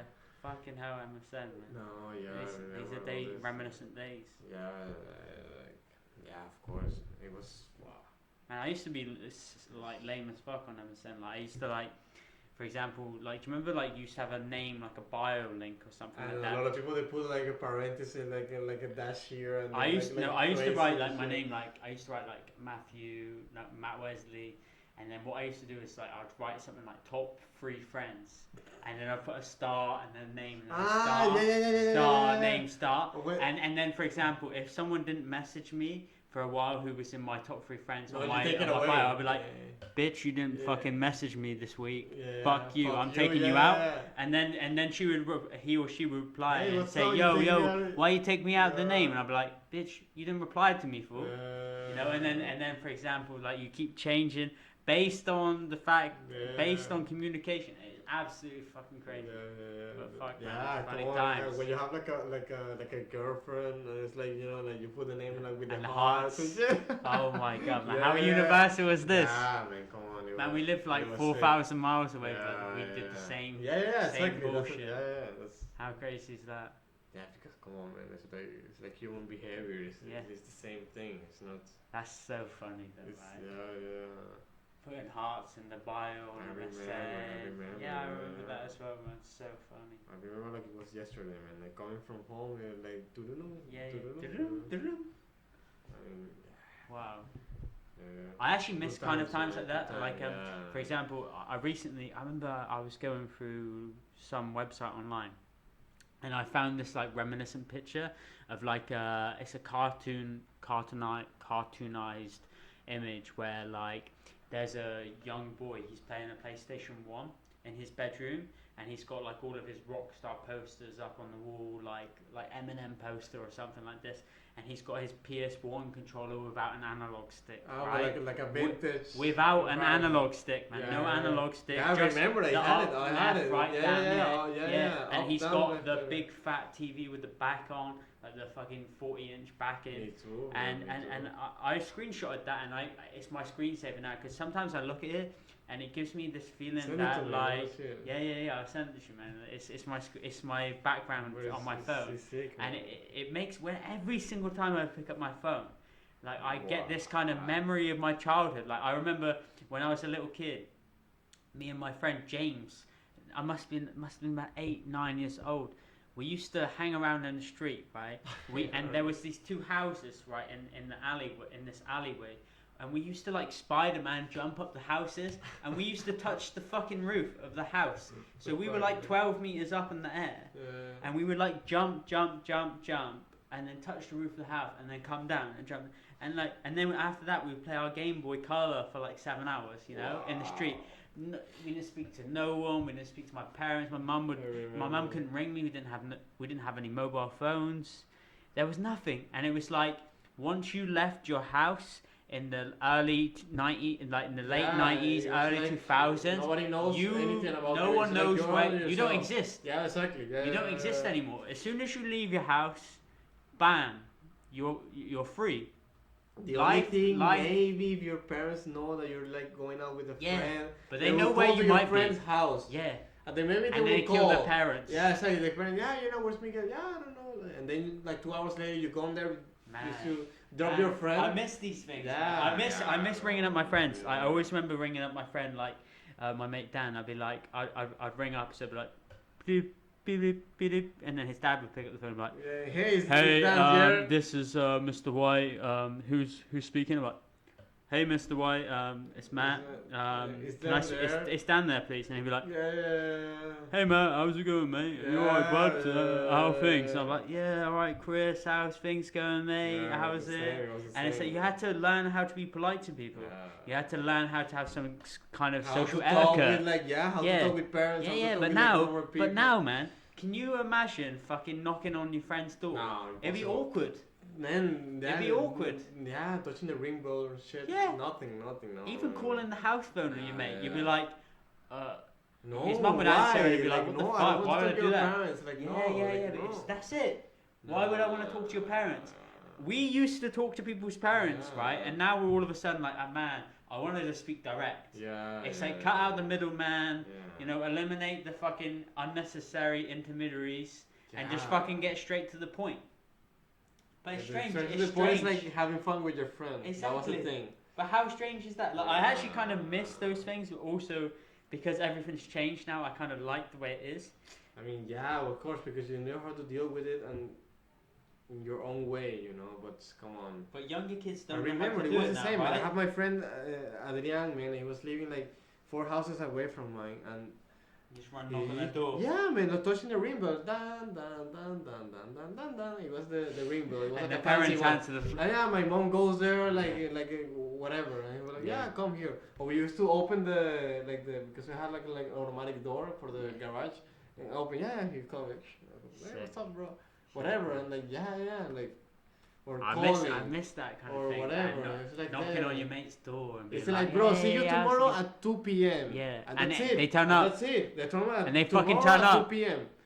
Because that was the agreement. And they you know? fucking turn up, man. You Because there say, was no see you other tomorrow way. at 2 p.m. today. Yeah, exactly. Motherfucker replies at 1:27 saying, fuck, I'm fucking 2 hours late, fuck you. Come on. Shit was different back then, actually. And it's kind of funny now that we speak as like 25-year-olds. Nah, we're talking like And we're like speaking like we're 45. fucking 45, Yeah, man. man. But it feels like that because I think if we look at the So many perspective things of have our parents, changed, yeah, of our course. life, even the fact that it's arguably shorter than significantly shorter than our parents, we've gone through a lot of technological changes that they haven't needed to adapt to so of much course, because yeah. they kind of caught the last wave. Like maybe, you know, my mum's Yeah, like because 50. their life didn't change much Something like that. for like 40 years, 30 years. Yeah. What was the biggest change? Black Fucking- and white TV, color TV. Yeah. And the Not internet. even cell phones. I mean, The internet changed everything. cell for phones, and then everyone, like but 10 they years caught the later, last wave. internet, and then Yeah. all these things. But before what? We like grew up in the stage of like So many changes, like Change. every year, man. Every 6 months, something new. Every year, like 3-4 things, like mobile phones and Yeah. shit.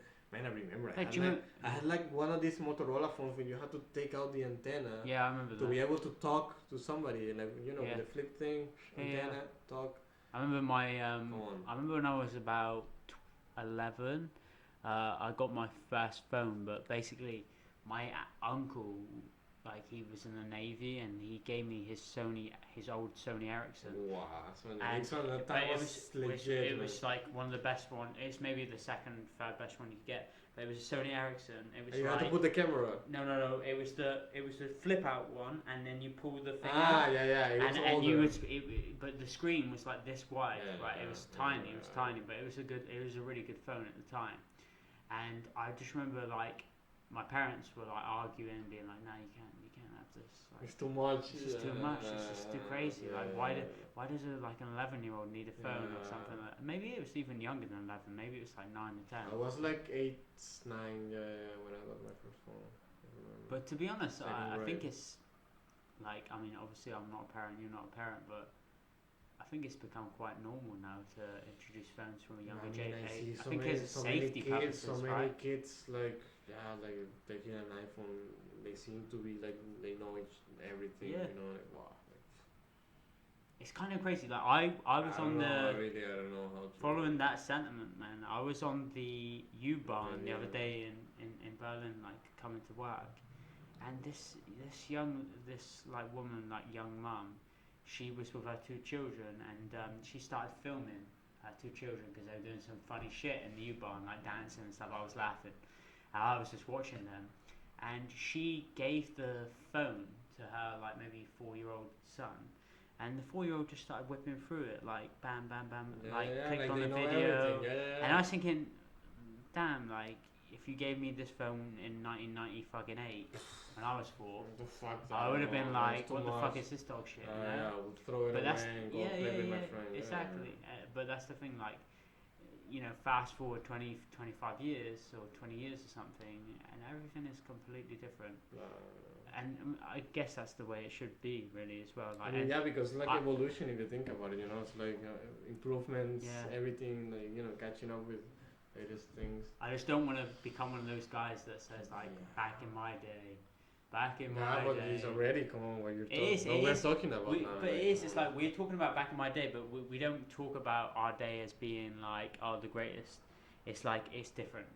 Like, I like how it is today. I like how it's super connected. But I also like how the fact that, I used to bust shit out with my mates playing Game Boy Color, and things were more like emotionally connected. Like, you would go around your mate's house, you'd physically talk to them, rather than just like, yo, I'll call you.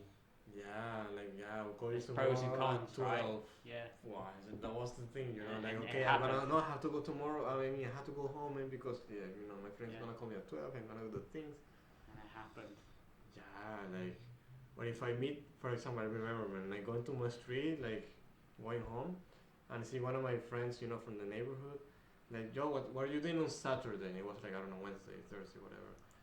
Man, tell the guys we're gonna play football at Saturday at 2, 3 p.m. whatever. Okay. 3-4 days, no communication, no nothing. Saturday at 2, it was the whole gang there with the ball. Doesn't happen now, right? No. That's so strange. No. That's so strange. No. And for everything, guys, okay, let's play. We're all gonna go take a shower, and then we're gonna get here. We're gonna get some drinks and shit. Of course, we're like older, and that's the plan, like that's it. Yeah. And there's no WhatsApp, no anything, no. You barely have trust. Maybe 2, 3 phones. Right? Yeah, exactly. It's like, and that was the plan, There's no other. With your friends, from their area, from the thing, because that's your area, that's your place, that's your. Yeah. Wow. No, I don't know, man. It's like times have changed, man. Times have changed. No, but it's too crazy because okay, I'm 25, but I feel that I don't know, like really like 45 or something. Yeah. So many things have changed. Even games, like I don't know. I remember playing like, for example, I don't know, like Battlefield 1941. 2 CDs, man. It was 2 CDs, and you put the first one, you install the half, and it was in the middle of like 60% of and you switch CDs, man, because of course, too heavy. It's like a super legit game, man. It's like 2 CDs. Wow. No, don't use CDs. Nothing. You just download it like in 10 minutes, and you can play online with thousands of people. Oh, come on, it's insane. Yeah, man. It's insane. Like, man, come on, like. I can take my phone and just take a photo, like a random photo of anything at any moment that I will know. And with this phone, like the first camera phone that I have, Sony Ericsson, you have to take out the camera from this box, put it, take the hood, and take a camera. Okay, well, they stay still for like 10 seconds because, it's like new, boom. But it's funny how you say that, and it's like, it's crazy. By today's standards, it's shit, but when it came out, it was crazy. It was like crazy, like, wow. Yeah, because everything is phone relative, with camera, right? wow, crazy. Yeah. Wow, phone with camera, phone with like radio, phone that you could actually. And see I remember TV. the first phone. One of the craziest things I remember being in school, maybe 2007, 2006, and all of my friends, we all got this. We started all buying like contracted phones. And we got the Sony Ericsson Walkman phone. The Walkman, of course. And it was like one of the first phones that you could get really good video. Yeah, not high definition, but it was like pre-high definition. Yeah. But you could watch videos on your phone. And I remember you could actually connect to the internet. Yeah. And I remember in that period thinking, can you imagine if you could do a Google search on your phone? I actually remember thinking that and thinking, are you fucking serious? Imagine if I could watch you could football. do everything like from your phone. Yeah, like I was like, imagine if I could watch football on my phone. Man, now you go on fucking YouTube. Everything is on your phone. Everything's on your phone. And it's like, that moment, 13 years ago, that was just an idea that I thought would be cool. But now it's real. Now it's the standard. Now it's the minimum thing. Yeah, now it's a standard. Yeah, like exactly. If you don't have that, decade later, it's so taken for granted. That's unbelievable. It's unbelievable, and it's kind of strange that, right? Because what happens is like we take these technologies for granted to such a high degree that we don't even appreciate it anymore. Yeah, of course, because like Because something There new you comes go. out after that, the iPhone came out, and then like the Samsung phones came out, improved the iPhone. Then all these Huawei's, all these kind of phones are cheaper, just as good. Like competition is so increased that we like, kind of yeah, become it's- climatized yeah. to the new technology. Wow. But man, I have a That's question. insane. If we shift the conversation from technology to more personal kind of things, Yeah. like one of the narratives I like to follow with the fact that this is called the Honesty Podcast The is honesty, like oh my that God. we have to focus on Being like honest. being honest. Yeah, like for example, like I'm being honest that I'm absolutely sweating my balls off today. Like I'm in this fucking studio sweating my nuts off, man. Like it's too Actually, it's fucking okay, hot. man. It's quite fresh. Yes, it's okay for you because you're a fucking dirty Come Venezuelan. on. Man, for me, I got this dirty ass British skin, sweating I'm like okay, a fool. man. I'm dry. But yeah, man, I'm almost wet. Might as well take a fucking shower after this shit. But anyway, but the thing is, it's like what I wanted to say to you is like I know we spoke about like you coming from Venezuela, all these certain Yeah. things, and one of the things I wanted to ask you is like what would you say is one of the major challenges that you face currently in your life? I know that's a kind of difficult question to ask, but like, is there anything that like the reason why I want to ask it is because I think it's important to some degree to express honesty, but also being honest with this concept is the It's fact being that honest with myself.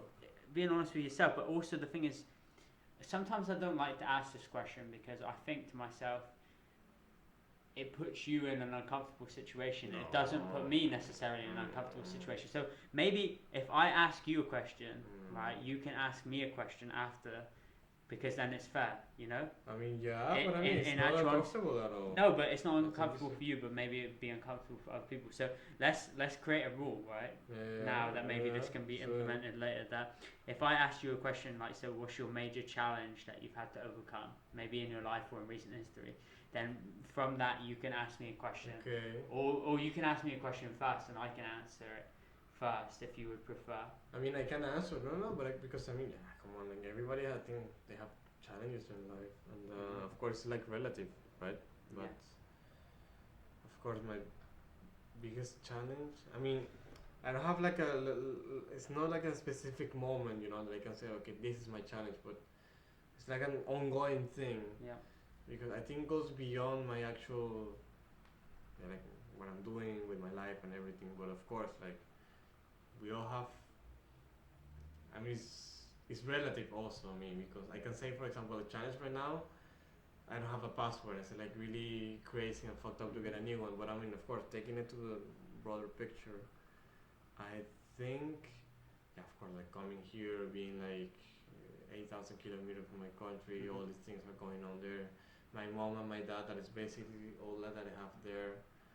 And because I don't even have my dog anymore, because actually from this crisis, my dog was sick.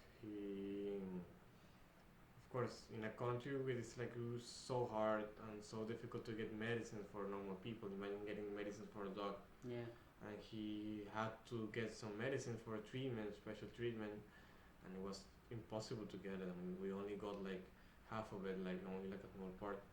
And of course, it got worse, and yeah, at the end, it was too much already. I mean, there was no idea to keep the poor dog suffering, we had to put him to sleep, but that's basically what I have right now. And yeah, I mean, it's like only the three of us. I'm an only child. I don't have any siblings or anything whatsoever. So, of course, having my family there with the situation of it's like yeah, like too much, And being like separate from them, like I'm doing all these things, like doing my life basically, like working, doing whatever I want, like improving my life in terms of like like getting a new apartment, like right now I'm doing.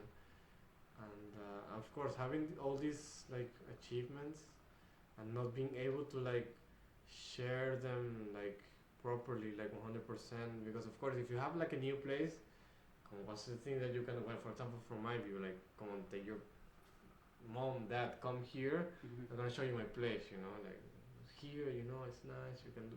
It's like a proud moment, right? Yeah, and I mean also, for example, living here is like a new thing, I would like to show this to them because for me they are like the everything, so and doing all these things, and for example only taking photos of what I do, putting like story. Even I put like, I'm not like so social guy, I would say, but I put like stories and things like this for them because I know they're gonna see them, and I know they're gonna reply. I know they're gonna do everything. I can check my phone now. I have like replies from my dog, from my mom, from my aunt, and I mean it's not like,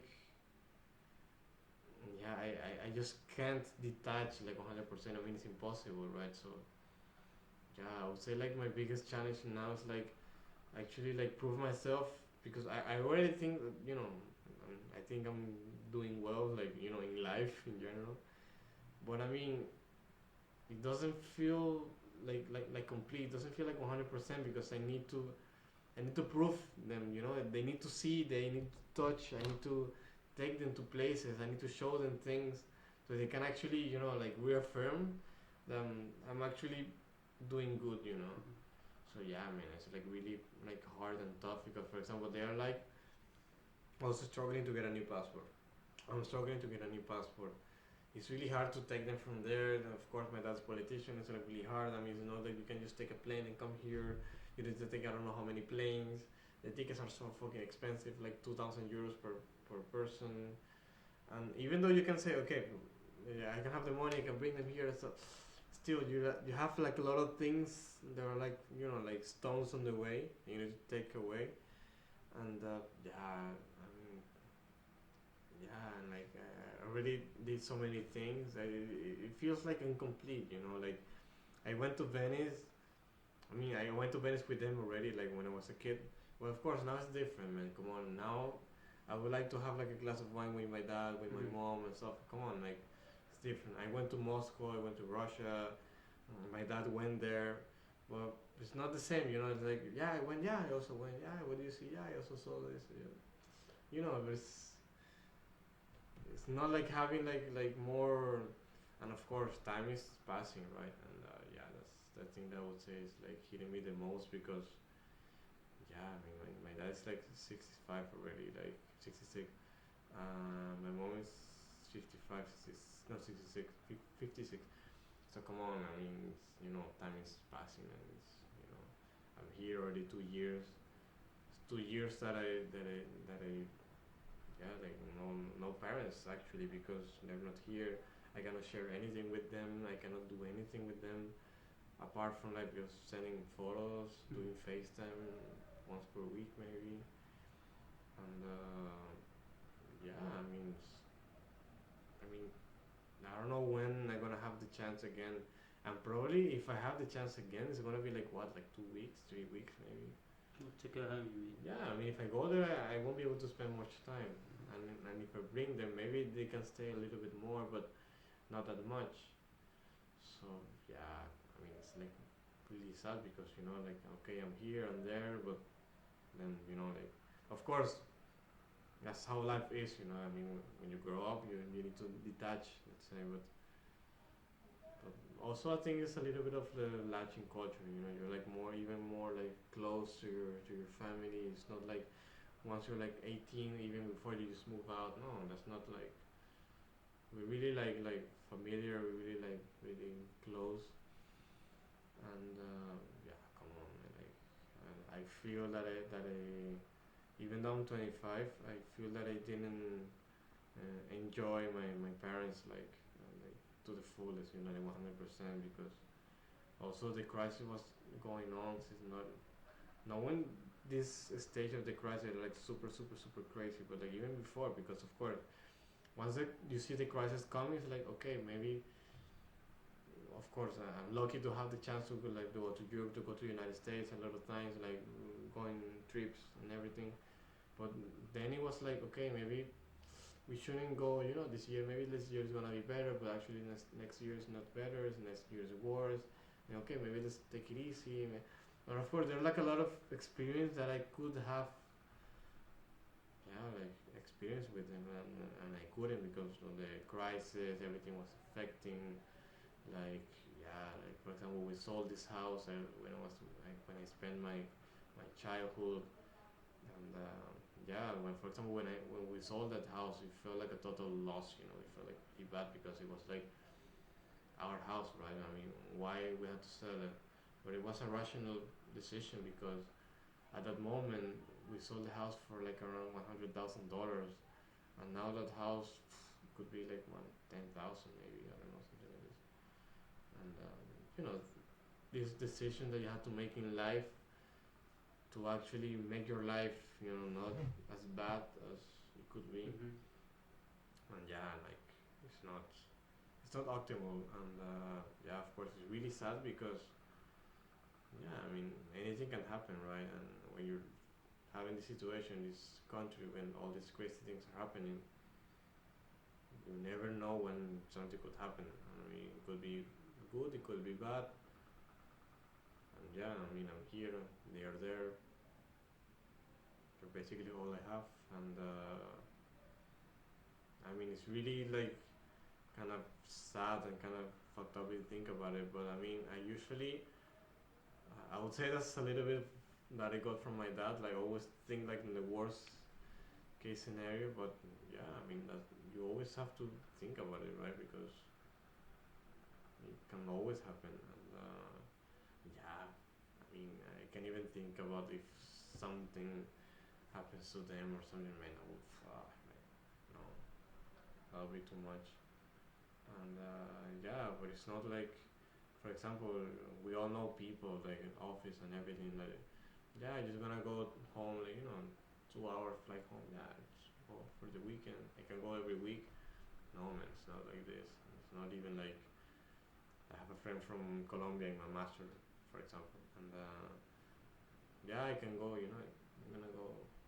The tickets are big expensive, but yeah, you know, it's fine. I can go. Go 2 weeks straight, come back. I can't, like, it's not like you just go and yeah, so many implications, like the money, the documentation now in my case, and so many things, you know, that it's like It's like a barrier for you, right? yeah, like a barrier after barrier after barrier after barrier, and it's like wow. And for example, now I mean it's been already almost 2 years, but I have no idea when I'm gonna see my parents again. Maybe I'm pretty sure it's not gonna be this year. Maybe next year, but I don't know. I said the same thing last year. Last year I was like, yeah, I actually would like to go in March, you know, like nothing. It was impossible, and yeah, I mean and then you never know, right? I mean, time's like passing. You're here doing stuff, and yeah, I can only see them in FaceTime, you know, and I actually can tell the differences now in FaceTime. It's like my mom is not the same, my dad is not the same, and yeah. For example, I also have like a grandmother there. My grandmother is not the same. I have an uncle. My uncle is not the same. My dog, well, my dog is gone already, but it could be. I mean, actually, I also even think about the worst case scenario. I mean, maybe it was my dog. Maybe who's next? You know. I mean, of course, it's like really, really, really bad and like fucked up. But I don't know why I think about these kind of things. But yeah, I mean, it's like it could be, you know. And I mean, I have this example because my dad's dad. My dad was in Paris, and you know, his dad like had a stroke or something like this, and he was in the hospital, and then he passed away. And yeah, my dad was in Paris. He had to come back, and wow, I can't even imagine. He was traveling, you know. It was like normal, you know. Okay, no, okay, I'll go back. The economic this situation, everything was completely different. But now, wow, imagine like, oh, I can't even imagine really. Like, I really start like crying right now. But yeah, these kind of things, right? That it's like I mean, you learn how to live with it, but it's not. You don't want to live with it, so it's not optimal at all. But yeah, I mean, it's like it could be way worse. I mean, I have so many other stories of people and stuff. And so many people that have like super yeah, they have like cancer and really fucked up diseases, and they can't even get the treatment. And of course, you can always be like worse, right? But and it's like relative, like we were talking before. Like we all, in the end, think about our own perspectives, our own position. It's a little bit selfish, of course, but I mean, I think it's like human nature, you know, because at the end, it's like the survival instinct, you know.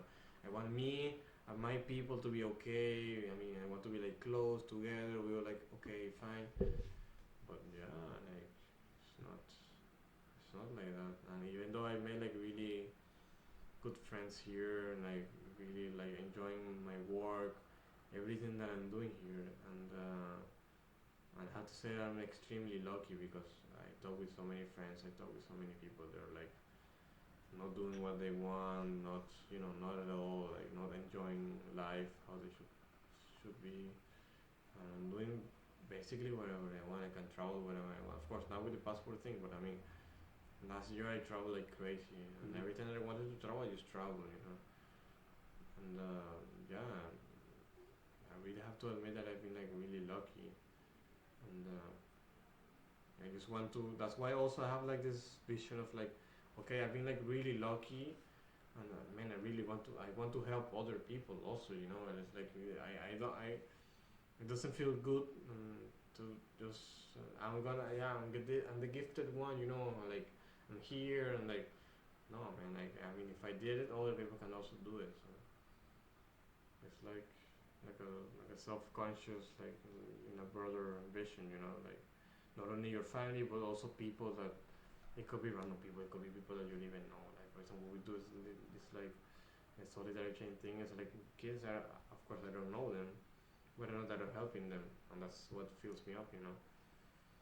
But yeah, like in terms of challenges right now, yeah, that would be like my major ones. And I think they're like legit challenges. It's not like, yeah, I want to get a new phone, I want to get a new place, and come on, I want to get a car. Come on, no. I think it's a legit concern, you know, like a legit challenge.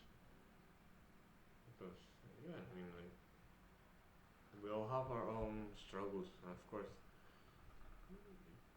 We all different people, we all have different things, we all have like different struggles, different challenges, different everything in life.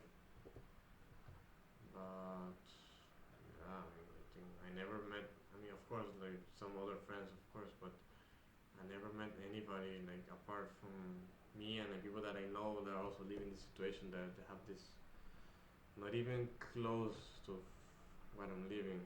And of course, I'm not like just going out, you know, like hey, you know, I have this situation because I also don't want to be this guy that's like complaining all the time about the situation, about the thing, I hear that because you know, yeah, I'm from Venezuela, this is happening. No, I mean, I'm a normal person, you know. I have like merits. I have like things to.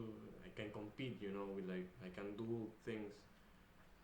But yeah, of course, you can also say that I have like this, you know, like added value of like the situation. Like the situation is super fucked up. It's like coming here, the legal stuff, like a lot of challenges, you know, like beforehand.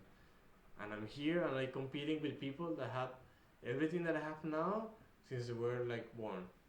So that actually fills me up, and also fills my family. I mean, they feel like really proud and everything.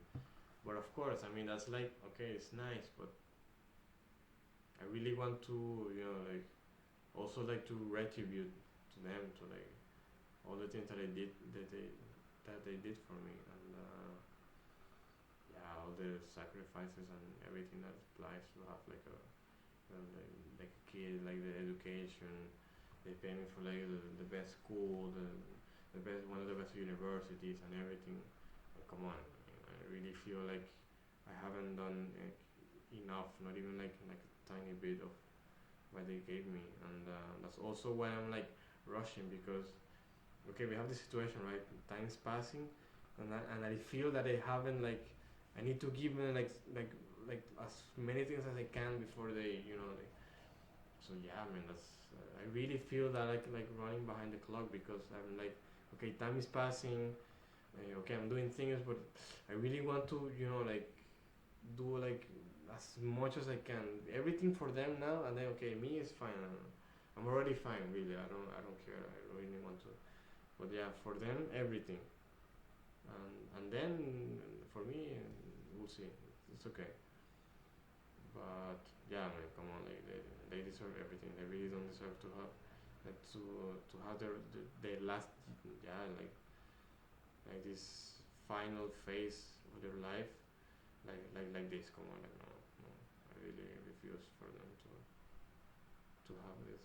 And yeah, that's really, I would say, like one of my biggest concerns, because really I want them to be okay, like chill, fine, without any concerns. And of course, when they're there, every time that we talk, every time I talk with my mom, with my dad, it's like, yeah, here or there, this one got killed, this one got like, he's like in prison. Yeah, people that I know, people that, yeah, come on, like, they cry, say, no, this person, no, remember this neighbor, like, in front of our house? No, he left. And this, and no, well, like, whatever. And come on, it's not, they really don't deserve this, come on, like, not at all. Nobody deserves this, but of course, we're like talking about my family and stuff, and they really don't deserve it. And especially after all the things that they did for me, come on, man, it's not, they really don't. In a collapsing country, like doing sacrifices, all the things like for me. And I'm here, like in Germany, like, here chilling in Berlin, and like working and stuff. Come on, like no. That's why I really feel bad. That's why I actually like I kill myself like at work, like working every day, like 10, 12 hours at home, and doing as many things as I can, like here or there, because yeah, man, I really want to. For them to say like, wow. Do you feel like you feel like the need to be efficient with your time? Yeah, I can't waste time. Really, I can't.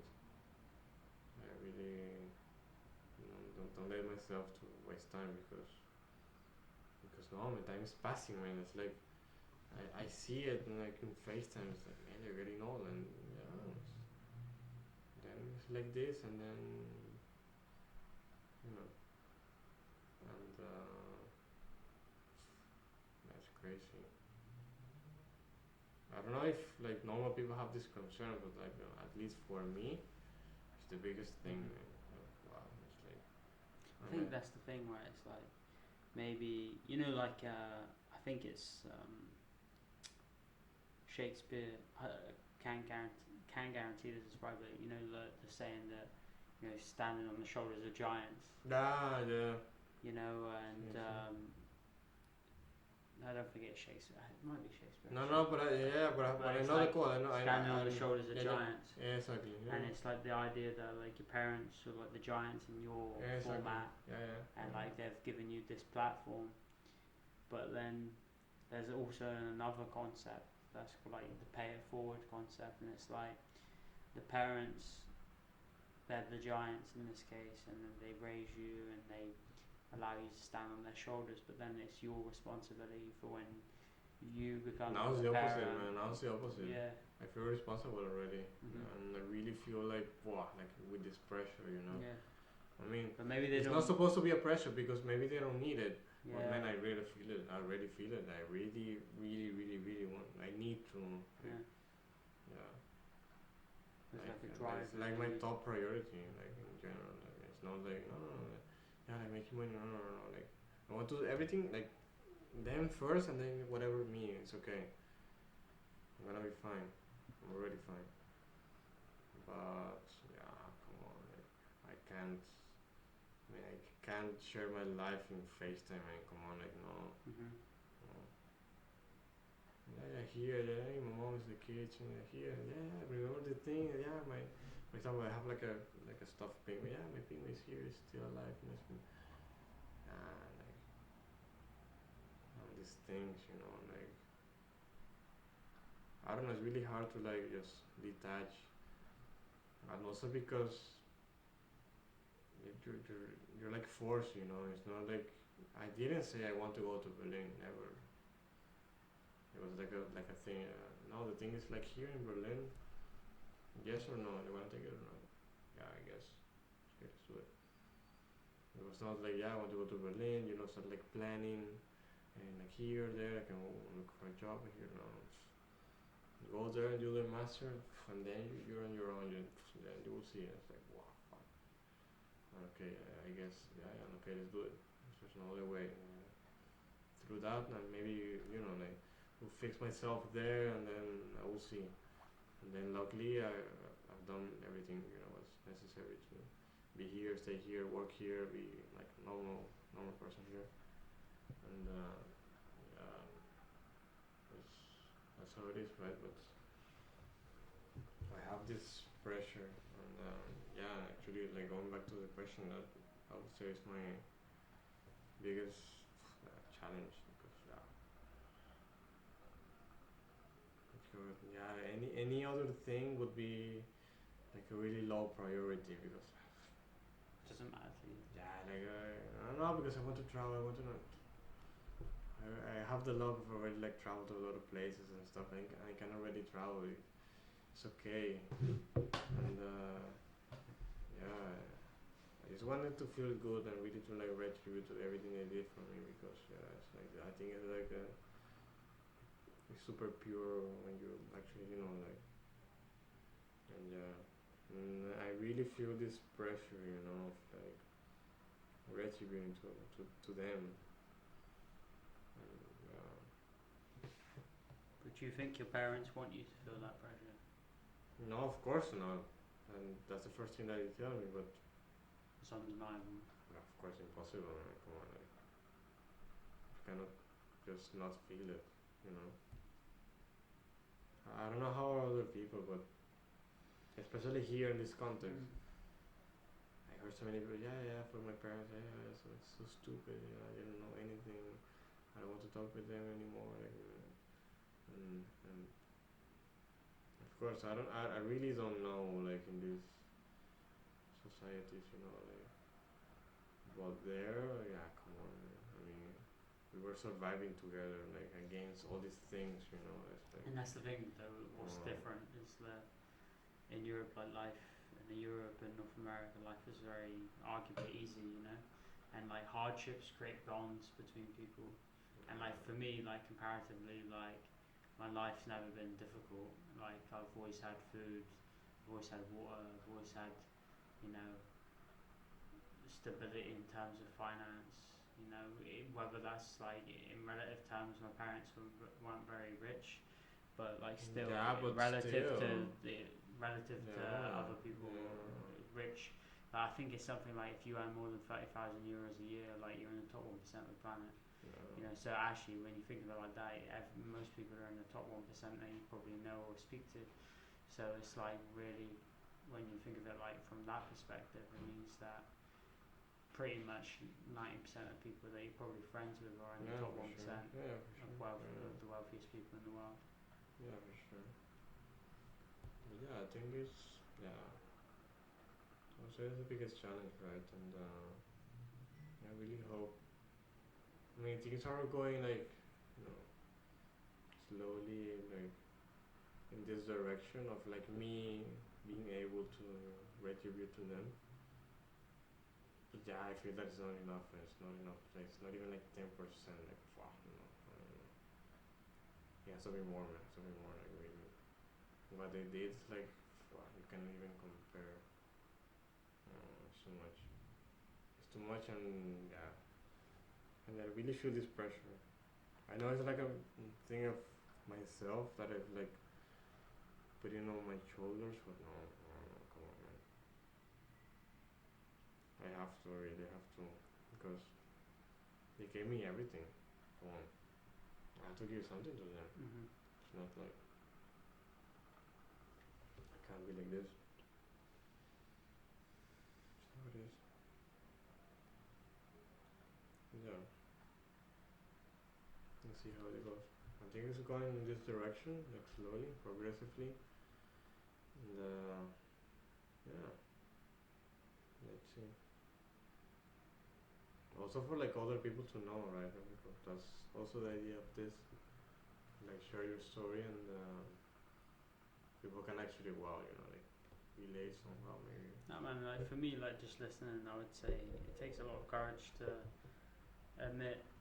And Through actually, I honesty. don't tell this to almost anybody because Yeah. what's the point, because almost nobody will like actually appreciate or even understand. Yeah. Okay, but why you feel this thing? Yeah, but your parents are there. It's like, no, man, like no, it's like. That's the You thing. don't People make understand. assumptions, right? Yeah, Based on exactly. their own. Because here they're Yeah. like, yeah. You're living with the parents, you know what? Like, fuck them. Yeah. Yeah, I want to live alone because, man, no, man. Dude, I mean, okay, it's okay. You want independence, whatever, but why? Come on, man. They raised you. They did everything for you. They, like, But all this effort, this is the man. beauty of Man, it. it's It's an like you hear effort, your man. perspective, and then maybe some little bratty fuck, who calls his parents a cunt and all this kind of crazy shit. I have one of my friends. I'm not gonna even say his name because I don't want to curse him out, but he lives at home with his mum, right? And this fucker, he gets his mum to cook his dinner every night, and he complains that she's not cooking right. He complains that she doesn't clean the clothes, and yeah, it's like people like this. They need to listen to stuff like this and be like, look, man, they need to learn to appreciate what they have, because the thing is, all they have ever had is positive influence in their life. All they have ever had is luck. All they have ever had is a level which is highly sustainable, like in the sense that they're above average in every category, and therefore they get used to this above average category, and then they start to expect things that are unnecessary, or just expect bullshit. And this guy, I remember the story that we spoke with about my friends is his mum made him a steak dinner, and she was like bringing it to his bedroom because he was like, I'm not gonna eat on the table. And she like, I think he dropped the steak walking up the steps, and his mum remade it for him, and it was like, when I hear these kind of things, I laughed when I heard the story. I mean, But of course. but when you hear of it, when you hear this story in relative terms to yours, it's not funny, because this guy completely disregards the respect of his own mum. Well, not always, but in certain elements, And then when you see someone like you that's so respectful to your parents, it makes you think that how is it possible that someone can have such a heightened level of understanding of like their family, whereas someone else just doesn't. Someone else just doesn't I would care. really like give everything that I have right now for like, if my mom can come here, like even to put some rice in the microwave, put it on the plate and just put it like somewhere. Mm-hmm. That would be like, it would be already special, Not like my mom put it in the microwave, it's like already like, like she did it, Yeah.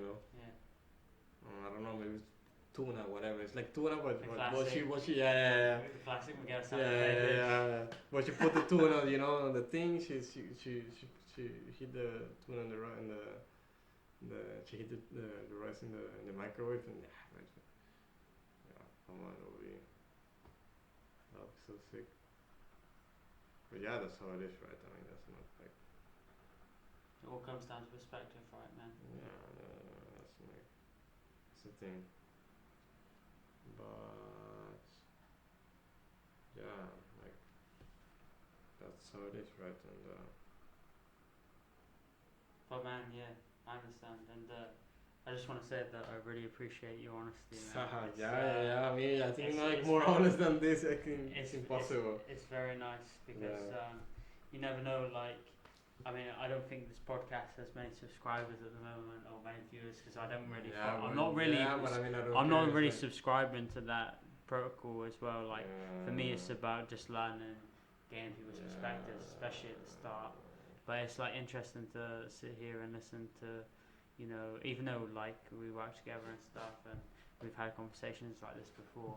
Well, maybe not like exactly like this. Yeah, but I mean, but it's like this is the occasion. This is one of the many occasions that we can have to like. But it's nice to think that maybe like you expressing your vulnerabilities today can maybe help some little dude in Venezuela. Maybe he sees this video, or like you can share a clip of this video. Yeah, and I will he for sees sure. it, I will for sure. Yeah. Someone sees it and they go, wow, fuck, man, this guy, like, you know, I mean, not only does he steal bananas and get shot, but, you know, he really respects his parents, you know, and it's like, it's one of those things, you know, where, like, people, sometimes it's like, all someone needs is a spark. And it's like, you know, when you read a book and you have that book drop moment and you go, wow, fuck, this is that point that I couldn't think of, that I wanted to think of, or I was trying to think of for such a long time, and then someone expresses it in such a particular way and it captures your mind and you think, fuck, that's it. And sometimes you have that with whether it's a podcast or whether it's a video or a movie. No, for example, I do it with photography. I always try to, you know, like, through photography to, you know, like, print my vision of things and actually create like a little bit of awareness of what I can, like, you know, the interpretation of the photo, what can I, you know, like, twist it with a sense or something. Yeah, I would say that's like my biggest channel right now, like, you know, my photography and everything. But yeah, of course, when you talk and when you know, it's different, right? But still, that's, I would say everybody should have something that they really like and they really enjoy and they really, you know, can, like, you know, like, express themselves through that. And like I told you, for example, in my case, photography, but it can be anything. And every time that I take a photo, I can imagine like 1,000,000 things I can put, you know, as title for that photo and things like this. But it's always gonna be related to like my vision, and my vision is already, you know, like biased for like what I'm doing, what I feel, like, you know, the challenges, struggles, whatever.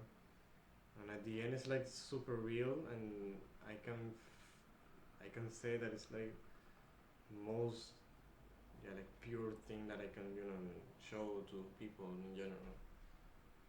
And that's why I like it, and that's why, you know, I enjoy it, you know. But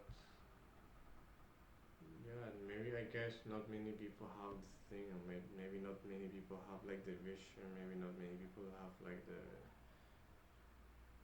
understanding of, like, you know, like, there are like different things in life apart from what we are like almost told nowadays of what's living or what's like having a good life or whatever. Like, so if you have like followers and shit here and there, whatever, blah, blah, blah, like, I mean, why? I mean, if you don't enjoy it, if you don't like feel good with that, if you cannot be yourself, you cannot be real, and then why doing it? You know, like, what doesn't make any sense. But yeah, so in my case, I'm always really, I can't pretend to, no, like, why? It's like a waste of time. And I mean, I always said, like, we only have one life. I mean, I don't see any proof anywhere that we have like another thing, you know, apart from this life that we have. And then, like, why not, man? You need to make the most out of it, man. Why not, man? Somebody is doing something for you, man. Do something for them. If you can do something for other people without them to do something for you, man, do it. I mean, if you feel like it, if you can help, you can make some change, man, do it. Why not? Like, I mean, retribute to people, to society, to the planet, to animals, to whatever. Like, just do something, man. Just don't be like an spectator, you know. It's like there, just watching everything. Man, just be a player, you know. Like, be yourself, right? Yeah. Just contribute, go there inside and do whatever you have to do something to add value. Actually, in the end, it's about adding value to yourself and to the people. And it's usually when you add value to yourself, you're actually adding value to others, society, people, the planet, whatever. So that's. I think that's a great statement to end the right. end the podcast, right? Yeah. Bring value to yourself, Yeah. and bring value to the lives of others. Yeah. And I think that's what you're doing essentially, right? Like, if I was to summarize this podcast, I'd say, look, I'm trying. you know, So like this guy over here, you know, he's creating Solidary Chain or Solidary Chain, bringing from a position of once being in an uncomfortable position to now being in a comfortable position. You're stepping back and stepping back into a uncomfortable position and taking responsibility and creating a business which you don't have to do in order to help other people. So it's definitely a very admirable, definitely an admirable thing you're doing there. Thank you. Really appreciate it. Yeah, it really means a lot. And I mean, at the end, it's not. I mean, of course, you can have like people that can actually like appreciate all these things, like for example, like you and everything. But like most of the people, they won't even actually know what you're doing or why you're doing it. I mean, that's nice, amazing, but they actually don't even understand what's like the actual, like the reason underneath this. It's not even, because I want to say that I'm doing this. Because no, man, I just want to, But that's the thing, when people say things like that, usually you have to remember, like, judgment and people's perspective is always a reflection of their own opinions and their own processes. And when people say you're doing this because of this, this is usually because that's the way they think, and they project their own ideologies onto you. And I think that's one of the things is like which makes life sometimes very difficult is the fact that when someone projects their ideologies onto you, and if you start to believe what they say, then you stop doing what you think is valuable, which is very easy to do because of like this group mentality kind of shift. Just one acceptation, you want to be accepted. And that's what differentiates people, because it's the people that say, no, I'm doing this because this is what I believe. It takes courage, it takes value, it takes admiration and stuff like that, and it's not one of those things that you can take lightly in life, because it's very easy to be skewed by the group because it's very natural, it's very humanistic behavior. You want to be just accepted, if I do this, people will like it and it's okay, then I can belong to the group, and I don't know. But standard behavior, man. But anyway, I think that's a beautiful summary. Miguel Santafé, thanks a lot for being the special guest of episode 4. Really, it was really good, man. Nice. It's sick. I love it, man. We can do it again, man. Yeah, we'll do it. We will do it again.